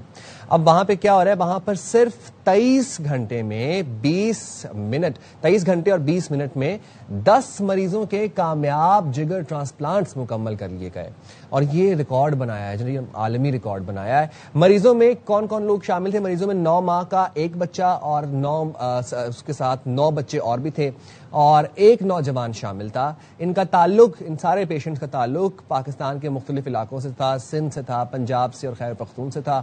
ٹرانسپلانٹ صرف 3 ڈونرز کے ذریعے مکمل کیے گئے اور جگر کی منتقلی کے لیے چند انتہائی پیچیدہ طریقہ کار استعمال کیے گئے، جن میں بہت سی اس میں وہ پھر ٹیکنیکل اور میڈیکل ٹرمز ہیں جو کہ ہمیں ہمارے جو ایکسپرٹ ہیں وہ بہتر بتا سکیں گے. بات کر لیں گے consultant liver transplant surgeon doctor Sohail Rashid صاحب سے. بہت شکریہ سہیل صاحب، آپ نے باخبر سویرا کے لیے وقت نکالا. آپ کو تو بہت مبارک ہو. ظاہر ہے پاکستان کے لیے ایک بڑا پراؤڈ مومنٹ ہے کہ پاکستان نے یہ عالمی ریکارڈ قائم کیا ہے اور وہ بھی صحت کے شعبے سے. جاننا میں آپ سے یہ چاہ رہا ہوں کہ یہ کتنی بڑی کامیابی ہے پاکستان کے لیے، خاص طور پر اگر ہم اپنے صحت شعبے کی بات کریں، اور دوسری بات یہ کہ کون سے پیچیدہ اس میں جو پروسیجرز تھے وہ پرفارم کیے گئے. بسم اللہ الرحمن الرحیم. نہ صرف یہ پاکستان کڈنی اور لیور انسٹیٹیوٹ کے لیے فخر کی بات ہے بلکہ پورے پاکستان کے لیے فخر کی بات ہے کہ ہم نے دنیا میں پہلی دفعہ 10 ڈومینوز لیور ٹرانسپلانٹ کیے ہیں. اس جو سارا پروسیس ہے اس کو ہم ڈومینوز لیور ٹرانسپلانٹ کہتے ہیں. اس کے اندر میں تھوڑا سا آپ کی جنرل پبلک کے لیے تھوڑا سا بتا دوں کہ ڈومینو لیور ٹرانسپلانٹ کیا ہوتے ہیں. اس کے اندر جو پیشنٹس ہوتے ہیں ان کے اندر ایک انزائم ڈیفیشنسی ہوتی ہے، جیسے پرگلر نجار ڈیزیز کا پیشنٹ ہوتا ہے، ہائپروکسیلوریا کا پیشنٹ ہوتا ہے، یا پروٹین ڈیفیشنسی کا پیشنٹ ہوتا ہے. تو ان کے اندر ایک انزائم کی ڈیفیشنسی ہوتی ہے جس کی وجہ سے ان کو کلینکل سائنز اینڈ سمٹمز ہوتے ہیں. تو ان ڈومینوز لیور ٹرانسپلانٹ کے اندر یہ کیا جاتا ہے کہ ان کے جگر کا ایک حصہ نکالا جاتا ہے اور اس کی جگہ دوسرے پیشنٹ کا ایک حصہ لگایا جاتا ہے، اور اس طرح 10 ٹرانسپلانٹس ہم نے کیے ہیں، جس کے اندر صرف 3 ڈونرز تھے، اور ان 3 ڈونرز کے ساتھ ہم نے 10 سکسیسفل ٹرانسپلانٹس کیے ہیں، اور الحمدللہ تمام کے تمام پیشنٹ صحت یاب ہو کے ہاسپٹل سے ڈسچارج ہو چکے ہیں. اور یہ ایک بہت بڑی ایکسرسائز تھی، اور دنیا میں پہلی دفعہ ایسا ہوا ہے کہ 10 ڈومینو لیور ٹرانسپلانٹس ایک دفعہ پرفارم کیے گئے ہیں. اس ایکسرسائز کے اندر ہماری سرجیکل ٹیم، ہماری پیڈس کی ٹیم، ہماری سرجیکل آئی سی یو کی ٹیم، سب نے ایکٹیولی پارٹیسپیٹ کیا، اور یہ ایک ایکسرسائز ایسی تھی جس کے اندر ایٹ اے ٹائم 200 اور 200 سے زیادہ میڈیکل پروفیشنز پارٹیسپیٹ کر رہے تھے. رائٹ. اور یہ بڑی ایک امیزنگ اور زبردست بات ہے کہ ہم جب اگر یورپی ممالک کی میں بات کر لوں، وہاں پر تو اگر آپ نے لیور ٹرانسپلانٹ کے لیے جانا ہے یا کوئی لیور کا ایشو بھی اگر آپ کو ہے، ٹرانسپلانٹ تو خیر بہت دور کی بات ہے، تو 3-4 مہینے تک کی آپ کو وہاں پر ڈیٹس ملتی ہیں just for a check up.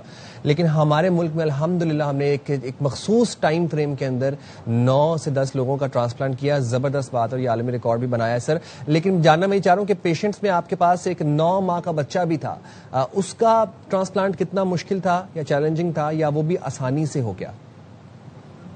نہیں، ڈیفینیٹلی بچوں کے ٹرانسپلانٹ جو ہوتے ہیں وہ مشکل ہوتے ہیں، اور اس کے اندر ہم آکسیلری لیور ٹرانسپلانٹ کرتے ہیں. جو آکسیلری لیور ٹرانسپلانٹ ہوتا ہے وہ ایک عام لیور ٹرانسپلانٹ کے مقابلے میں زیادہ پیچیدہ اور مشکل ہوتا ہے. اس آکسیلری لیور ٹرانسپلانٹ کے اندر ہوتا کیا ہے کہ جو پیشنٹ کا اپنا لیور ہے اس کو بھی رکھنا ہوتا ہے، اور ایک نیا لیور جو دوسرے پیشنٹ سے، دوسرے بچے کے ساتھ سے آ رہا ہے اس کو بھی امپلانٹ یا ٹرانسپلانٹ کرنا ہوتا ہے. تو اس لحاظ سے جو آکسیلری لیور ٹرانسپلانٹ ہوتا ہے، ایک یہ بہت ہی چیلنجنگ اور مشکل آپریشن ہے لیور ٹرانسپلانٹس کے اندر بھی. اور ان 10 لیور ٹرانسپلانٹس کے اندر جو سب سے چھوٹا بچہ تھا وہ 9 months آف ایج کا تھا، اور ڈیفینیٹلی ایک چیلنجنگ کیس تھا، مشکل کیس تھا. لیکن الحمدللہ اللہ تعالیٰ کے فضل و کرم سے اور ہماری سرجیکل ایکسپرٹیز کی وجہ سے وہ کامیاب آپریشن ہوا، اور بچہ ڈسچارج ہو چکا ہے کامیابی آپریشن کے بعد. زبردست. اور ذرا میں یہ بھی جاننا چاہوں گا کہ اس ٹرانسپلانٹ کے بعد کتنے مہینے تک ویسے مریض کا خیال رکھنا پڑتا ہے، اور ہم یہ کہہ سکتے ہیں کہ اتنے ماہ بعد جو ہے وہ مریض مکمل طور پر صحت یاب ہو جاتا ہے؟ ایک تو ٹرانسپلانٹ کے فوراً بعد جو پیشنٹس ہیں ہمارے پاس آئی سی یو میں آ جاتے ہیں. آئی سی یو میں وہ کچھ دنوں کے لیے 1 یا 2 دن کے لیے اپنا آئی سی یو میں ٹائم گزارتے ہیں، اس کے بعد وہ وارڈ میں شفٹ ہو جاتے ہیں، اور آلموسٹ تقریباً اگر کوئی پرابلم یا کمپلیکیشن نہیں ہوتا تو وہ پیشنٹ 7ویں 8ویں دن ڈسچارج ہو جاتے ہیں. تو ہمارے بھی اسی طرح تقریباً جتنے بھی پیشنٹ تھے وہ 7ویں 8ویں دن ہم نے ان کو ڈسچارج کر دیا تھا، اور ابھی تمام پیشنٹ ڈسچارج ہو چکے ہیں. اس کے بعد جو لانگ ٹرم پیشنٹ کا خیال رکھنا ہوتا ہے یا پیشنٹ اپنا خود خیال رکھنا ہوتا ہے وہ تو ساری زندگی ہوتا ہے. پیشنٹ نے جو اپنی امیونو سپریشن ہے، جو میڈیکیشن ہے وہ لینی ہوتی ہے، اور وہ لائف لانگ میڈیکیشن ہوتی ہیں. باقی ہے کہ انفیکشن سے اپنے آپ کو بچانا ہوتا ہے، بہت زیادہ ہجوم میں نہیں جانا چاہیے، بہت زیادہ لوگوں کے ساتھ گلا ملنا نہیں چاہیے تاکہ وہ دوسروں سے کوئی انفیکشن کیچ نہ کر لیں. اور ایک خاص ٹائم پیریڈ کے بعد پھر وہ اپنی روٹین کی زندگی گزار سکتے ہیں، کوئی پرابلم نہیں ہوتا. اور سر جن 3 ڈونرز کے ذریعے یہ آپریشنز مکمل کیے گئے ان کی طبیعت کیسی ہے؟ کوئی بالکل ٹھیک ہے الحمدللہ، کوئی پرابلم نہیں ہے، وہ ہاسپٹل سے ڈسچارج ہو چکے ہیں. ڈونر کو تو ہم 5ویں دن ڈسچارج کر دیتے ہیں، اور الحمدللہ ابھی تک ہم پاکستان کڈنی اینڈ لیور انسٹیٹیوٹ میں 1200 لیور ڈونر کی سرجریز کر چکے ہیں، اور الحمدللہ سارے کے سارے ڈونرز ٹھیک ہے، کسی کے اندر کوئی پرابلم نہیں ہوا. اور جو ڈونرز ہیں وہ بھی تقریباً اپنا 1 مہینے کے بعد اپنی جو روٹین کی لائف ہے اس کو ریزیوم کر سکتے ہیں، اور اگر انہوں نے کوئی سٹرنس قسم کے کام کرتے ہیں یا ایکسرسائز کرتے ہیں تو وہ بھی 3 مہینے کے بعد ریزیوم کر سکتے ہیں. اوور آل ڈونر کی زندگی کے اوپر ڈونیشن کا کوئی ایفیکٹ نہیں آتا، وہ پرفیکٹلی ہیلدی نارمل لائف اپنی گزارتے ہیں ٹرانسپلانٹ کے بعد. اور اگر میں لیور ٹرانسپلانٹ کے علاوہ بات کروں تو پی کے ایل آئی میں کون کون سے ایسی پیچیدہ بیماریاں ہیں جن کا علاج کیا جاتا ہے؟ دیکھیں، پی کے ایل آئی کڈنیز اور لیور کے لحاظ سے یہ ہاسپٹل بنایا گیا تھا، اور کڈنیز اور لیور کی جتنی بھی پیچیدہ بیماریاں ہیں اس کا یہاں پہ ایک ڈائگنوسٹک فیسلٹی بھی ہے، اور ان کا تھراپیوٹک یہاں علاج بھی موجود ہے. جس کے اندر اگر میں لیور کی بات کروں تو لیور میں لیور ٹرانسپلانٹ ہے، لیور کی کینسرز کی سرجریز ہیں، گال بلیڈر کی سرجریز ہیں، پینکریاز ہے، اس کی جتنی بھی پیچیدہ سرجریز ہیں جو پاکستان میں کہیں نہیں ہو رہی اور دنیا میں کہیں نہیں ہو رہی، وہ اس انسٹیٹیوشن کے اندر وہ سرجریز ہو رہی ہیں. اسی طرح کڈنیز کی سرجریز ہیں، کڈنیز میں کڈنی ٹرانسپلانٹ ہے، اور کڈنیز کی اور جتنی بھی پیچیدہ سرجریز ہیں وہ یہاں پہ پرفارم کی جا رہی ہیں. Rightly said. بہت شکریہ ڈاکٹر صاحب، آپ نے خبر سویرا کے لیے وقت نکالا، اور کیا زبردست کارنامہ ہے جناب. 24 گھنٹوں میں 10 پیشنٹس کے ٹرانسپلانٹ کیے گئے جگر کے, اور اس میں ایک 9 ماہ کا بچہ بھی تھا, جس کا ظاہر ہے کہ بڑا پیچیدہ وہ پروسیجر ہوتا ہے چھوٹے بچوں کا, لیکن پاکستان نے عالمی ریکارڈ قائم کیا ہے اور بہت جلد Guinness book of world record کے اندر اس کو درج بھی کر لیا جائے گا, اور اس کے بارے میں پھر عالمی جریدے لکھ بھی رہے ہیں اور شائع بھی ہو رہی ہیں اس کے اوپر reports. Out standing and what a marvel. خراج تحسین پیش کرتے ہیں ہم سب ڈاکٹرز کو اور سارے ہیلتھ ورکرز کو جو کہ ہماری جانوں کا خیال رکھتے ہیں اور ہمیں صحت مند مستقبل یقینی بنانے میں ہماری مدد فراہم کرتے ہیں. موونگ فارورڈ جناب, اب آپ کو بتا دیں کہ فیفا میں کیا چل رہا ہے. It's time for FIFA round up. FIFA World Cup میں اب سے کچھ دیر پہلے امریکہ کو 2 کے مقابلے میں 3 گول سے شکست دے دی. کس نے؟ ٹرکی نے. اچھا یہ میں آپ کو نا تفصیل سے بتاتا ہوں ذرا یہ سارے معاملات فیفا کے, لیکن ہمارے پاس یہاں پہ کوئی اچھا جی ہمارے پاس ایک اور سٹوری, ذرا پہلے آپ کو وہ آپ کے ساتھ ڈسکس کر لیتے ہیں. اب لاہور کی یہاں پر ہم بات کریں, وہاں پہ صحت کا شعبہ ہمیں ایکسل کرتا ہوا نظر آ رہا ہے, خاص طور پر اگر ہم یہ جگر ٹرانسپلانٹ کی بات کریں. وہیں پر دوسری طرف لاہور میں NCCI نے خواتین کو بلیک میل کرنے والے جعلی عامل کو بھی گرفتار کیا. اب ملزم کیا کرتا تھا؟ ملزم سوشل میڈیا کے ذریعے خواتین کو قابل اعتراض ویڈیوز اور تصاویر بنانے کا کہتا تھا, اور اس کے بعد پھر ان تصاویر ویڈیوز کو اپنے فون میں اپنے ڈیوائس میں سیو کر کے ان خواتین کو بلیک میل کرتا تھا, جس سے کیا ہوا کہ درجنوں خواتین کی تصاویر اور ویڈیوز جب وہ پکڑا گیا عامل, اس کے فون سے برآمد کی گئیں. اب اسی بارے میں ہم تفصیلات جانیں گے. ہمارے نمائندے یار محمد اس وقت ہمیں اپڈیٹ کریں گے اس حوالے سے. یار محمد بتائیے گا یہ کس طرح سے خواتین کو ورغلاتا تھا اور کیا جھانسا دیتا تھا یہ عامل؟ بالکل جی, ڈائریکٹر NCCI پنجاب علی وسیم صاحب کی ہدایت پر جو national Cyber Crime Investigation agency ہے ان کی جانب سے پورے پنجاب میں خواتین کو بلیک میل کرنے والے سوشل میڈیا پلیٹ فارم کے ذریعے جو ملزمان ہیں ان کے خلاف کریک ڈاؤن جاری ہے, اور ایک بڑا اہم ملزم گرفتار ہوا تھا کچھ روز قبل, جس سے یہ تفتیش سامنے آئی ہے کہ اس کے موبائل سے 40 خواتین کا ڈیٹا برآمد ہوا ہے اور ایسا مواد برآمد ہوا ہے جو قابل اعتراض ہے. جو یہ ملزم اریسٹ ہوا ہے یہ بیسیکلی ایک آن لائن ایک آپ ریلیجس اسکیم کہہ لیں, استخارہ.com کے نام سے یہ اس نے اپلیکیشن بھی بنائی ہوئی تھی اور ایک ویب سائٹ بھی اس نے لانچ کی ہوئی تھی. خود یہ ایک بزنس کرتا تھا. جو اس نے ایپ بنائی تھی وہاں پہ یہ ولنریبل جو سیگمنٹس ہیں ان کو یہ ٹارگٹ کرتا تھا. کسی کے کوئی رشتے کا مسئلہ ہے, کسی کی کوئی رزق کا ایشو ہے, اس طرح کی چیزیں ہیں ساری. تو وہاں سے یہ ان خواتین کو ٹارگٹ کرنے کے بعد پھر جو ولنریبل ایک جو لیڈیز ہوتی تھی ان کی قابل اعتراض تصاویر کسی بھی ہیلے بانے سے ان کو وہاں پہ لے کے وہاں پہ جا کے پھر خفیہ ریکارڈنگز کر لینی, پھر اس کے بعد ان کو بلیک میل کرنا. تو یہ ایک وسل بلور جو ہے وہ سامنے آئی, اور جن کو یہ بلیک میل بھی کر رہا تھا اسے رینسم ڈیمانڈ کر رہا تھا, اور اس کے بعد یہ NCCI نے ساری ایک ایکٹیویٹی ٹیک اپ کی, اس نیٹ ورک کو بسٹ کیا. اس کے علاوہ مزید ابھی تفتیش جاری ہے, جو اس کے کمپلیسز ہیں ان کو آئیڈینٹیفائی کیا جا رہا ہے. بالکل جی, National Cyber Crime Investigation Agency کے ڈائریکٹر پنجاب علی وسیم کا کہنا ہے کہ ان کے خلاف کارروائیاں جاری رہیں گی.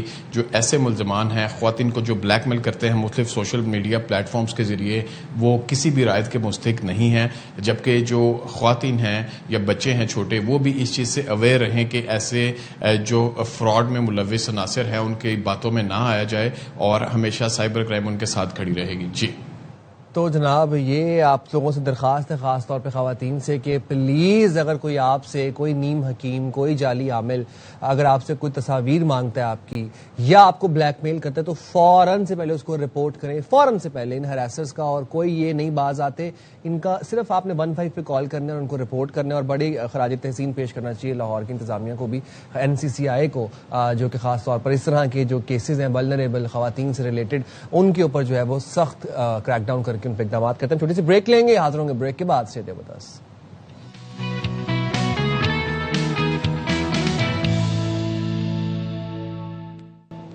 میں ابھی یہ سوچ رہا تھا کہ اس اکانومی میں سروائیو کرنا بہت مشکل ہوتا جا رہا ہے, خاص طور پر ینگسٹرز کے لیے. ایک زمانے تھے کہ جب گھر خریدنا بڑا آسان ہوتا تھا, گاڑیاں خریدنا بڑا تھوڑی مطلب محنت کرتے تھے, جس طرح ہمارے پیرنٹس نے محنت کی اور چیزیں بنائی. آج کل کے وقت میں وہ میں کہیں پر ایک میم پڑھا تھا کہ 100K is the new 30K. تو جو لوگ 100K یا اس سے ابو کما رہے ہیں تو وہ لوگ وہ ایک 30K والی ویلیو ہو گئی ہے 100K کی بھی. تو یہ اس پہ خاصی سوشل میڈیا کے اوپر ڈیبیٹ بھی ہوتی ہے اکانومی کے حوالے سے. لیکن اب کیا ہو رہا ہے کہ جناب یہ بات ہم آپ کو پچھلے 2 دن سے رپورٹ کر رہے ہیں کہ وفاقی حکومت نے پیٹرولیم مصنوعات کی قیمتیں کم کی, عوام کو ایک بڑا ریلیف دیا, لیکن وہ ریلیف جو ہے وہ عام عوام تک نہیں پہنچ پایا. عام عوام تک اس ریلیف کے پہنچنے کا مطلب یہ ہوتا ہے کہ پیٹرول سے کو ریلیٹڈ جو آئٹمز ہوتی ہیں, جس میں ٹرانسپورٹ کے کرائے آ جاتے ہیں, جس میں اشیاء خود و نوش آ جاتی ہیں, سبزی دال چینی روٹی آ جاتی ہے, دودھ آ جاتا ہے, ان کی قیمتیں کم کیوں نہیں ہوئی؟ کیونکہ ان کی قیمتیں بڑھتی ہیں پیٹرول کے ساتھ. آپ کو دکاندار یہ کہتے ہیں کہ جناب پیٹرول بڑھ گیا ہے تو ہم نے یہ جناب اس کی سبزی قیمتیں بڑھا دی ہیں, یا ٹرانسپورٹیشن ہمارے پاس اس کی قیمتیں انکریز ہو گئی ہیں. اب جب ڈکریز ہوئی ہیں تو پاکستان میں کیا ہو رہا ہے کہ جناب پورے ملک میں, اگر میں ٹماٹر کی بات کروں تو ٹماٹر سمیت سبزیوں کی قیمتوں نے شہریوں کو پریشان کر رکھا ہے. کراچی میں کہیں ٹماٹر 300 روپے فی کلو مل رہے ہیں, کہیں پہ 350 روپے مل رہے ہیں, جس کا جو دل کر رہا ہے اس ریٹ پہ فروخت کر رہا ہے. کسی پوش علاقے میں جائیں گے وہاں پہ آپ کو 400 روپے بھی مل رہے ہیں ٹماٹر. ٹھیک ہے, اس کے بعد جناب شہری یہ کہتے ہیں کہ علاقے کے حساب سے قیمتوں کا ادراک کیا جاتا ہے, تعین کیا جاتا ہے, اور بڑا فرق دیکھنے کو مل رہا ہے مختلف علاقوں میں قیمتوں کے حوالے سے. سرکاری نرخ کچھ ہیں اور بیچا جس نرخوں پہ جا رہا ہے وہ اپنی منمانی کے نرخ ہیں, وہ اس کے اوپر منافع خوری کی جاتی ہے. لاہور میں بھی اگر میں بات کروں تو ٹماٹروں کی یہی سچویشن ہے. ٹماٹر کہیں پہ 250 مل رہے ہیں, کہیں پہ 300 روپے فی کلو بیچے جا رہے ہیں. ہمارے ساتھ ہمارے نمائندے موجود ہیں, ان سے ذرا گراؤنڈ سچویشن جان لیتے ہیں کہ کراچی اور لاہور میں کیا سچویشن ہے اس وقت سبزیوں کی قیمتوں کے حوالے سے, خاص طور پر ٹماٹر ہو گئے, پیاز ہو گئے. اب ٹماٹر بیسک ہے نا, یہ پرائمری ہے انگریڈینٹ, اس کے بغیر آپ کون سا کھانا ہے جو ٹماٹر کے بغیر پکتا ہے. لیکن سال میں 2 سے 3 سیزن ایسے آتے ہیں کہ جس میں ہم دیکھتے ہیں کہ ٹماٹر 400, 350, 450, پچھلے سال تو 400 سے بھی کراس کر گئے تھے. اب کراچی سے ہمارے انور خان ہے اور لاہور سے مظہر اقبال ہمارے ساتھ موجود ہیں. پہلے ذرا کراچی کا رخ کر لیتے ہیں. انور بتائیے گا کس علاقے کدھر موجود ہیں آپ, اور یہاں پر ٹماٹر کس ریٹ پہ مل رہے ہیں اور سرکاری نرخ کیا ہے؟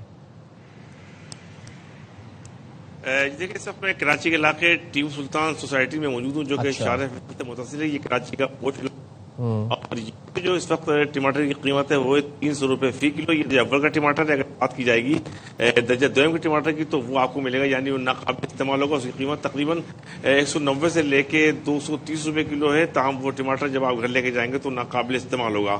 اس وقت جو فرق پڑا ہے کم و بیش 2 دن کے دوران کراچی میں ڈیمانڈ اور سپلائی کا فرق پڑا ہے, اور اس کے ساتھ ساتھ ایک خاصی بڑی تعداد کے اندر جو ٹماٹر ایسی کھپت ہوئی ہے. اس وقت جو مختلف انواع اقسام کی چینی تیار ہوئی ہیں کراچی میں 2 دن کے دوران, تو ہزاروں کی تعداد کے اندر لوگوں نے کئی من اور ٹن کے حساب سے ٹماٹر کی خریداری کی, مختلف کیٹرنگ سروس والوں نے. اور جو مارکیٹ ذرائع ہیں وہ یہ بتاتے ہیں کہ اس وقت ٹھٹا, گارو اور مریض سے آنے والا ٹماٹر ہے. تاہم اس وقت جو بنیادی سپلائی ہوتی ہے وہ ہوتی ہے بلوچستان سے. ابھی بلوچستان کا جو ٹماٹر ہے وہ مارکیٹ کے آنے کے اندر تقریباً جولائی کا پہلا ہفتہ درکار ہوگا, جس کے بعد اس کی صورتحال کنٹرول میں آئے گی. تاہم جو پیٹرولیم قیمت کی مصنوعات قیمتیں کم ہوئی, اس کے اثرات ابھی تک نظر نہیں آ رہے ہیں. انور, میں آپ سے جاننا یہ چاہ رہا ہوں کہ سرکاری نرخ کیا ہے, اور سرکاری نرخ تو آپ ذرا وہ ہمیں بتائیں, اور کیوں نہیں بیچے جا رہے, جسٹیفیکیشن کیا ہے اب دکانداروں کے پاس, اب وہ کس چیز کو ذمہ دار ٹھہرا رہے ہیں؟ پیٹرولیم قیمتوں میں تو کمی ہو گئی, اب کیا کہہ رہے ہیں, کیوں مل رہے ہیں اتنے ایکسپینسو ٹماٹر, کیوں 300 روپے کے مل رہے ہیں؟ جی دیکھیں, بالکل سرکاری قیمتوں کی اگر آپ بات کی جائیں گی تو سرکاری قیمتیں جو ہیں 80 روپے فی کلو کے حساب سے ہیں, جو کہ درجہ اول کی, اس سے کم جائیں گے تو قیمتیں مزید کم ہو جاتی ہیں. تاہم اس وقت بلند ترین سطح کے اوپر ٹماٹر کی قیمت اور فروخت کا سلسلہ جاری ہے. وجہ یہ بتا دیتے ہیں کہ سپلائی اور ڈیمانڈ کا فرق بتا دیتے ہیں. دیکھیں, یہ صرف بنیادی طور پہ بہانے بنتے ہیں ڈیمانڈ اور سپلائی کا. 3 دن پہلے تک اسی کراچی شہر کے اندر ہم ٹماٹر دیکھ رہے تھے کہ ٹھیلوں کے اوپر تقریباً 200 سے 250 روپے والے فی کلو کے حساب سے جو ٹماٹر تھا, تقریباً 200 سے 250 روپے کا 8 کلو 10 کلو ٹماٹر بآسانی شہر کے مختلف علاقوں کے اندر دستیاب تھا. تاہم یہ 2 دن جو آئے, 2 دن کے دوران ایک دم اچانک صورتحال سامنے آئی ہے. بڑی تعداد کے اندر ٹماٹر خریدا گیا, ڈیمانڈ اور سپلائی کا فرق ہوا. انتظامیہ متحرک اور فعال نظر نہیں آتی.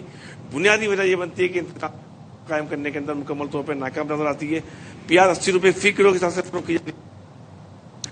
ٹھیک ہے انور, آپ ہمیں اپڈیٹ کر رہے تھے کراچی سے, لاہور کا رخ کر رہے تھے. لاہور سے مظہر اقبال نے ہمیں جوائن کیا. مظہر, آپ بتائیے گا سرکاری نرخ کیا ہے, اور یہاں پر لاہور میں ٹماٹر پیاز کس قیمت پہ فروخت کیا جا رہا ہے؟ اجی سائم, صوبائی دارالحکومت لاہور میں جو ٹماٹر کا سرکاری نرخ ہے وہ 130 روپے فی کلو, جو چند 3 دن قبل 80 روپے تھا سرکاری نرخ. آج اس کا نرخ 130 روپے ہے, لیکن मार्केट में 280 से 300 रुपए फी किलो टमाटर फरोख्त हो रहे हैं। गुज़श्ता रोज ये 250 रुपए फी किलो फरोख्त हो रहा था और बाज़ इलाकों में जो पोश एरियाज हैं वहां पर 350 रुपए का रेट भी सुना गया है। अच्छा, अब हम बात करते हैं कि ये कैसे हुआ। ये एक हफ्ता पहले 60 से 80 रुपए फी किलो टमाटर फरोख्त हो रहे थे, कोई किल्लत नहीं थी। यौम आशूर मुहर्रम शुरू हुआ है, उस वक्त इसकी स्टोरेज होना शुरू हुई है, मसनूई किल्लत पैदा की गई है क्योंकि यौम आशूर के इन मुहर्रम के 10 दिनों में न्याज का इत्माम किया जाता है, मुख्तलिफ किस्म के सालन पकाए जाते हैं, फिर चावल, बिरयानी, उन तमाम में ये टमाटर इस्तेमाल होता है। मसनूई किल्लत पैदा की गई, थोड़ा सा किल्लत हुई है, फिर जो ज़ख़ीरा अंदोज थे उन्होंने इसकी ज़ख़ीरा अंदोज़ी करना शुरू कर दी, बस फिर रेट बढ़ता चला गया और जो एक हफ्ता पहले 60 से 80 रुपए फी किलो टमाटर था, आज वो 280 से 300 रुपए फी किलो फरोख्त हो रहा है। और काबिले अफसोस बात यह है कि कोई पूछने वाला नहीं है कि रेट कहां से बढ़े हैं, मंडी से बढ़े हैं तो मंडी वालों को पूछा जाए कि एक हफ्ते में क्या क़यामत आ गई है कि इतने निर्ख बढ़ा दिए गए हैं। अगर दुकानदार सस्ता लेके महंगा बेचता है तो उसको पूछा जाए। अगर देखिए कहीं पे तो है या मंडी से महंगा आया है तो फिर उसके बाद पीछे से बहरहाल कहीं ना कहीं किल्लत पैदा करके ज़ख़ीरा अंदोज़ी करके, और जो इस वक्त मंडी में जो रेट है वो भी तकरीबन 220 नहीं से तो वो 240 मजहर मुझे ये बताइएगा कि लाहौर में है। तो इंतजामिया बड़ी मुतहरिक नजर आती है। मैडम सलमा भट्ट की अगर मैं बात कर लूँ, वो अक्सर हमें उनकी वीडियोस नजर आती हैं सोशल मीडिया के ऊपर, टिकटॉक पे, इंस्टाग्राम पे, तो वो क्यों नहीं क्रैकडाउन को यकीनी बनाती हैं? वो उनके इल्म में ये बात नहीं है कि सरकारी निर्ख भाई टमाटर का 130 रुपए है लाहौर में और बिक जो है रहा है वो 300 रुपए 280 रुपए का बिक रहा है। देखें, बिल्कुल उनके इल्म में होगा, मीडिया में खबरें आती हैं, इनको रोजाना की रिपोर्ट इनके जो मॉनिटरिंग सेल हैं वो देते हैं। या तो फिर रिपोर्ट नहीं सही दी तो या अगर फिर दी है तो फिर उसमें कोताही की गई है। अब देखें ना, यह लाहौर शहर है, चले दूर दराज का कोई गांव हो, कोई देहात जी हो, सूबाई दारुल हुकूमत है, कोई देही इलाके की बात नहीं हम कर रहे। जी बिल्कुल सूबाई दारुल हुकूमत है, यकीनन रिपोर्ट उनके इल्म में होगी, लेकिन अब हुकूमती अफसरान की या हुकूमती अफराद की इसमें हम और मसरूफियत कह सकते हैं या कोताही भी इसमें जो है वो सामने आ सकती है कि उन्होंने इसका अगर उनको इल्म हुआ है तो उन्होंने नोटिस क्यों नहीं लिया। देखिए सर, 60 रुपए वाली चीज आप 300 रुपए में मिल रही है, एक हफ्ते में ऐसा क्या हुआ कि टमाटर यकदम मार्केट से गायब हो गया और इस वक्त मार्केट में जो टमाटर है उसको बड़ी एहतियात से इस्तेमाल किया जा रहा है क्योंकि बड़ा महंगा है और आगे जो है लेने वाले वो ज्यादा है। डिमांड एंड सप्लाई का जो गैप है उसको फुलफिल करने के लिए ये रेट बढ़ा है। ठीक है, मैं अनवर से जानना चाहूंगा, अनवर आपको वैसे मुतहरिक नजर आ रही है इंतजामिया, एसीज डीसीज को फील्ड में नजर आ रहे हैं आपको? जी, आपने बहुत ही दिलचस्प सवाल कर दिया। मुतारिक, इंतजामिया और फाल, ये तीनों चीजों के अंदर मुकम्मल तौर पर तजाद है। रमजान से लेके अब तक शहर के किसी भी इलाके के अंदर किसी भी इंतजामी अफसर को, किसी भी असिस्टेंट कमिश्नर को या किसी मुताल्लिका फर्द को या कीमतों का तयन करने वाली जो मॉनिटरिंग कमेटियां होती हैं उनको हमने फाल नहीं देखा। इन अय्याम में तो खास तौर पर निकलना चाहिए, ताहम उसके बावजूद भी रमजान मुहर्रम के इन खुसूसी अय्याम के दौरान भी महंगाई को कंट्रोल करने के लिए मौसम इंतजाम ना की जा सके। रमजान से ये सिलसिला शुरू हुआ, अलबत्ता कभी कभार सीजनल तौर के ऊपर दिखाने के लिए 10 से 12 चालान कर दिए जाते हैं रमजान के पहले शहर के अंदर। आप कराची शहर के अंदर अगर आप किसी मार्केट के अंदर जाके 10-12 लाख रुपए का चालान कर लें तो ये बिल्कुल पीनट्स होता है। ये चालान भी वो होते हैं कि जिसके ऊपर आप एक मखसूस अदायगी नहीं करते हैं उन अफराद को जो कि वहां पे आते हैं, तो उस बुनियाद के ऊपर ये चालान कर दिए जाते हैं। और तो ये सूरत हाल आज ही बरकरार है। और इस मुहर्रम के अय्याम के दौरान भी हमने अब तक शहर के किसी भी इलाके के अंदर किसी भी सतह के ऊपर असिस्टेंट कमिश्नर या मुताल्लिक़ इंतजामी अफसर को किसी भी दुकान का, किसी भी शॉप का मुआयना करते हुए नहीं देखा है। यही वो सूरत हाल है जिसकी वजह से इस वक्त कीमतें, मखसूस कीमतें बढ़ाकर इस वक्त इंतहाई महंगाई कर दी गई है। टमाटर जैसी बुनियादी चीज बुलंद तरीन सतह पर फरोख्त की जा रही है। ठीक है अनवर, बहुत शुक्रिया आपका, और मजहर इकबाल आपका भी बहुत शुक्रिया। आप हमें ग्राउंड रियलिटीज से अपडेट कर रहे थे क्या चल रहा है इस वक्त कराची में और लाहौर में टमाटर की कीमतें, प्याज की कीमतों के हवाले से। देखें, जब मैं अगर कराची की बात मैं कर लूँ, जब ई चलान का नफाज हमने करना था, हुकूमत ने करना था, तो बड़ा सख्त उस पर इकदाम किए गए और यकीनी बनाया गया कि ना कोई मोटर बाइक सवार जो है वो इसके खिलाफ वर्जी करे, ना कोई बाइक सवार, सबके लिए एक जैसा कानून नाफिज किया गया। اسی طرح ہی ہم اس واقعے سے ہی چلان کے سارے ایپیسوڈ سے ہم یہ سیکھ گئے کہ جب امپلیمنٹیشن کروانا ہو حکومت نے, انتظامیہ نے, تو وہ کروا سکتی ہے, اقدامات کیے جا سکتے ہیں. ایسا ہی کریک ڈاؤن ہم کیوں نہیں دیکھتے اشیاء خورونوش کی قیمتوں پہ, خاص طور پر جب میں اگر بات کر لوں کہ کوئی ریلیجیس اوکیزن آتا ہے اس ملک میں, چاہے وہ رمضان ہو. آپ رمضان میں آسمان کو چھو رہی ہوتی ہیں پھلوں کی قیمتیں. اب اگر محرم آیا ہے تو محرم میں ظاہر ہے نظر و نیاز ہوتا ہے, اس میں پھر ٹماٹر کی قیمتیں آسمان کو چھو رہی ہیں. سرکاری نرخ 80 روپے سے 100 روپے سے 130 روپے تک ہے. بگ کس پہ رہا ہے وہ 200 250 اور 350 تک بھی بات پہنچ چکی ہے پوش علاقوں کے اندر. Very unfortunate and very sad. پھر وہی بات ہے کہ عوام کے حقوق اور عوام کا جو حق مارا جاتا ہے نا جب اس طرح کی چیزوں میں, پھر دل کو تکلیف ہوتی ہے.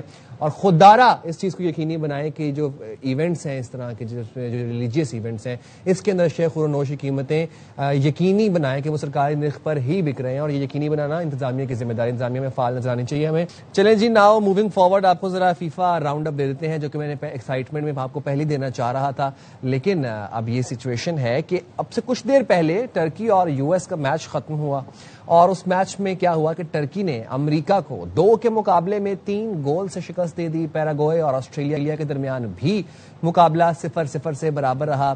اور اس کے بعد نیدرلینڈز اور تیونس کا میچ بھی تھا, اس میں کیا ہوا کہ تیونس کو 3-1 سے ہرا دیا گیا. جاپان اور سویڈن کی اگر میں ذکر کروں تو وہاں پر بھی میچ جناب 1-1 گول سے برابر رہا. ایکواڈور نے جرمنی کو 2-1 سے, اور آئیوری کوسٹ نے کیوراساؤ کو 2-0 سے ہرا دیا. نیدرلینڈ اور جاپان کی اگر بات کریں تو وہاں پر بھی اگلے مرحلے کے لیے انہوں نے کوالیفائی کر لی, نیدرلینڈز اور جاپان نے. علی طیب ہمارے ساتھ موجود ہیں, فٹ بال ایکسپرٹ, ان سے ذرا بات کر لیتے ہیں. علی, شکریہ آپ نے باخبر سویرا کے لیے وقت نکالا. ٹرکی ورسز یو ایس سے ابھی کچھ دیر پہلے ہی ختم ہوئے ہیں, اس پہ ذرا میں چاہوں گا کہ آپ 2 جملے بول دیں, پھر آگے بڑھتے ہیں. دیکھیے, ٹو لیٹ بولوں گا ٹرکی کے لیے, کیونکہ ان پہلے ہی اپنے 2 جو ابتدائی گیمز ہیں وہ ہار گئے تھے. اس کے بعد ایلیمنیشن ان کی کنفرم ہو گئی تھی کہ 3rd پلیس جو ان کا ٹیبل ہے اس میں بھی ان کا آنے کا چانس نہیں تھا. امریکہ نے گروپ ٹاپ کیا تھا, اور ایون ڈیفیٹ جو ہے وہ ان کو ٹاپ اسپاٹ سے جو ہے وہ ہٹا نہیں سکتی تھی. ٹرکی نے اچھا کھیلا, ٹرکی نے کوالٹی دکھائی. آردا گولر جیسے ان کے پاس پلیئرز ہیں, انہوں نے پہلے گول سکور کیا, پھر دوسرا بنا کے دیا, اسسٹ کی. تو میں یہ کہوں گا کہ انفارچونیٹ کہ وہ they join the party very late, unfortunately it was too late for them. اور وہ یہ وکٹری کے ساتھ صرف یہ کہہ سکتے ہیں کہ انہوں نے اس ٹورنامنٹ سے باؤ آؤٹ کیا ہے. Very in like that. And میں ایک ویسے نا بات اپنی معلومات کے لیے جاننا چاہتا ہوں بھائی, یہ برازیل نیمار کو ابھی تک اتنا کم موقع دیا ہے ورلڈ کپ میں, کیا وجہ ہے اس کی؟ نیمار کی جو کارکردگی رہی ہے نا, اب جیسے ہم لوگ تو ورلڈ کپ فٹ بال نہیں دیکھتے, ہم تو پورے 4 سال ڈومیسٹک سیزن فالو کر رہے ہوتے ہیں. نیمار کسی بھی ٹاپ کلب میں نہیں کھیلتا. آپ دیکھیں امباپے ریال میڈرڈ میں کھیل رہا ہے, یا وینیسیوس جونیئر جو ہے وہ ریال میڈرڈ میں کھیل رہا ہے, یا اور جو دوسرے کھلاڑی ہیں وہ اچھے بڑے کلبوں میں کھیل رہے ہیں, جیسے ارلنگ ہالینڈ مین سٹی میں کھیلتے ہیں.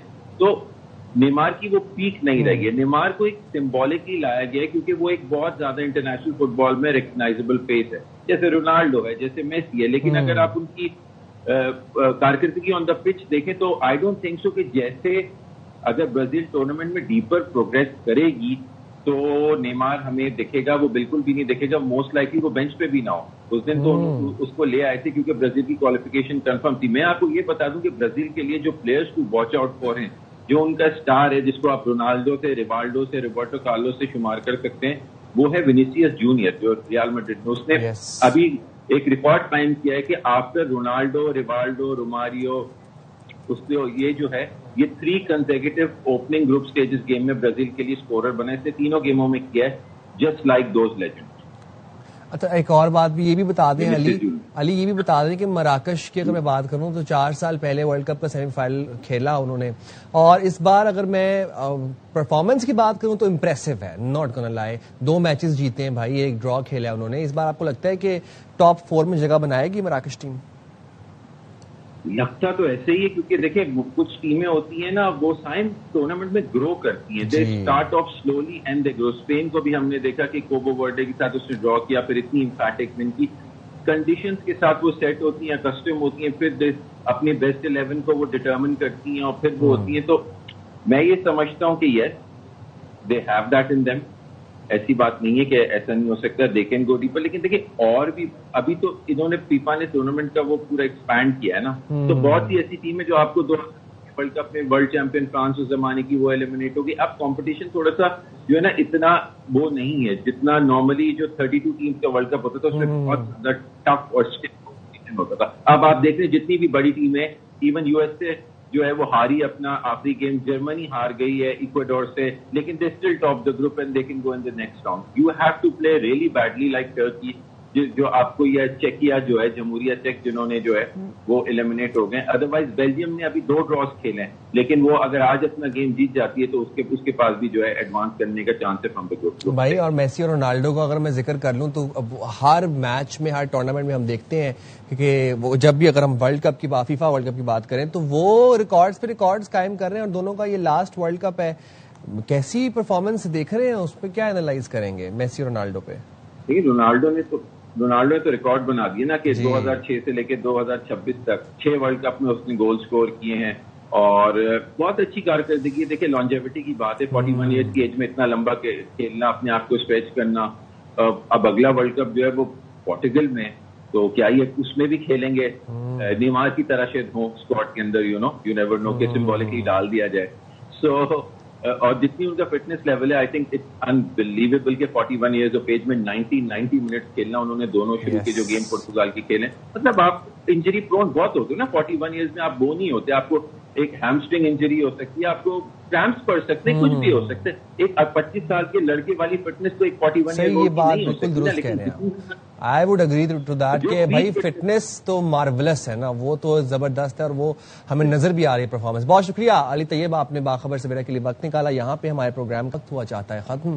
اپنا بہت زیادہ خیال رکھیے گا, اور صبر اور تحمل کو اپنائیے اپنی زندگی میں, اپنی نارمل لائف کے اندر اس کو انکارپوریٹ کریں, اور ساتھ ہی ساتھ حق کا ساتھ دینے کا عزم بھی اپنائیں.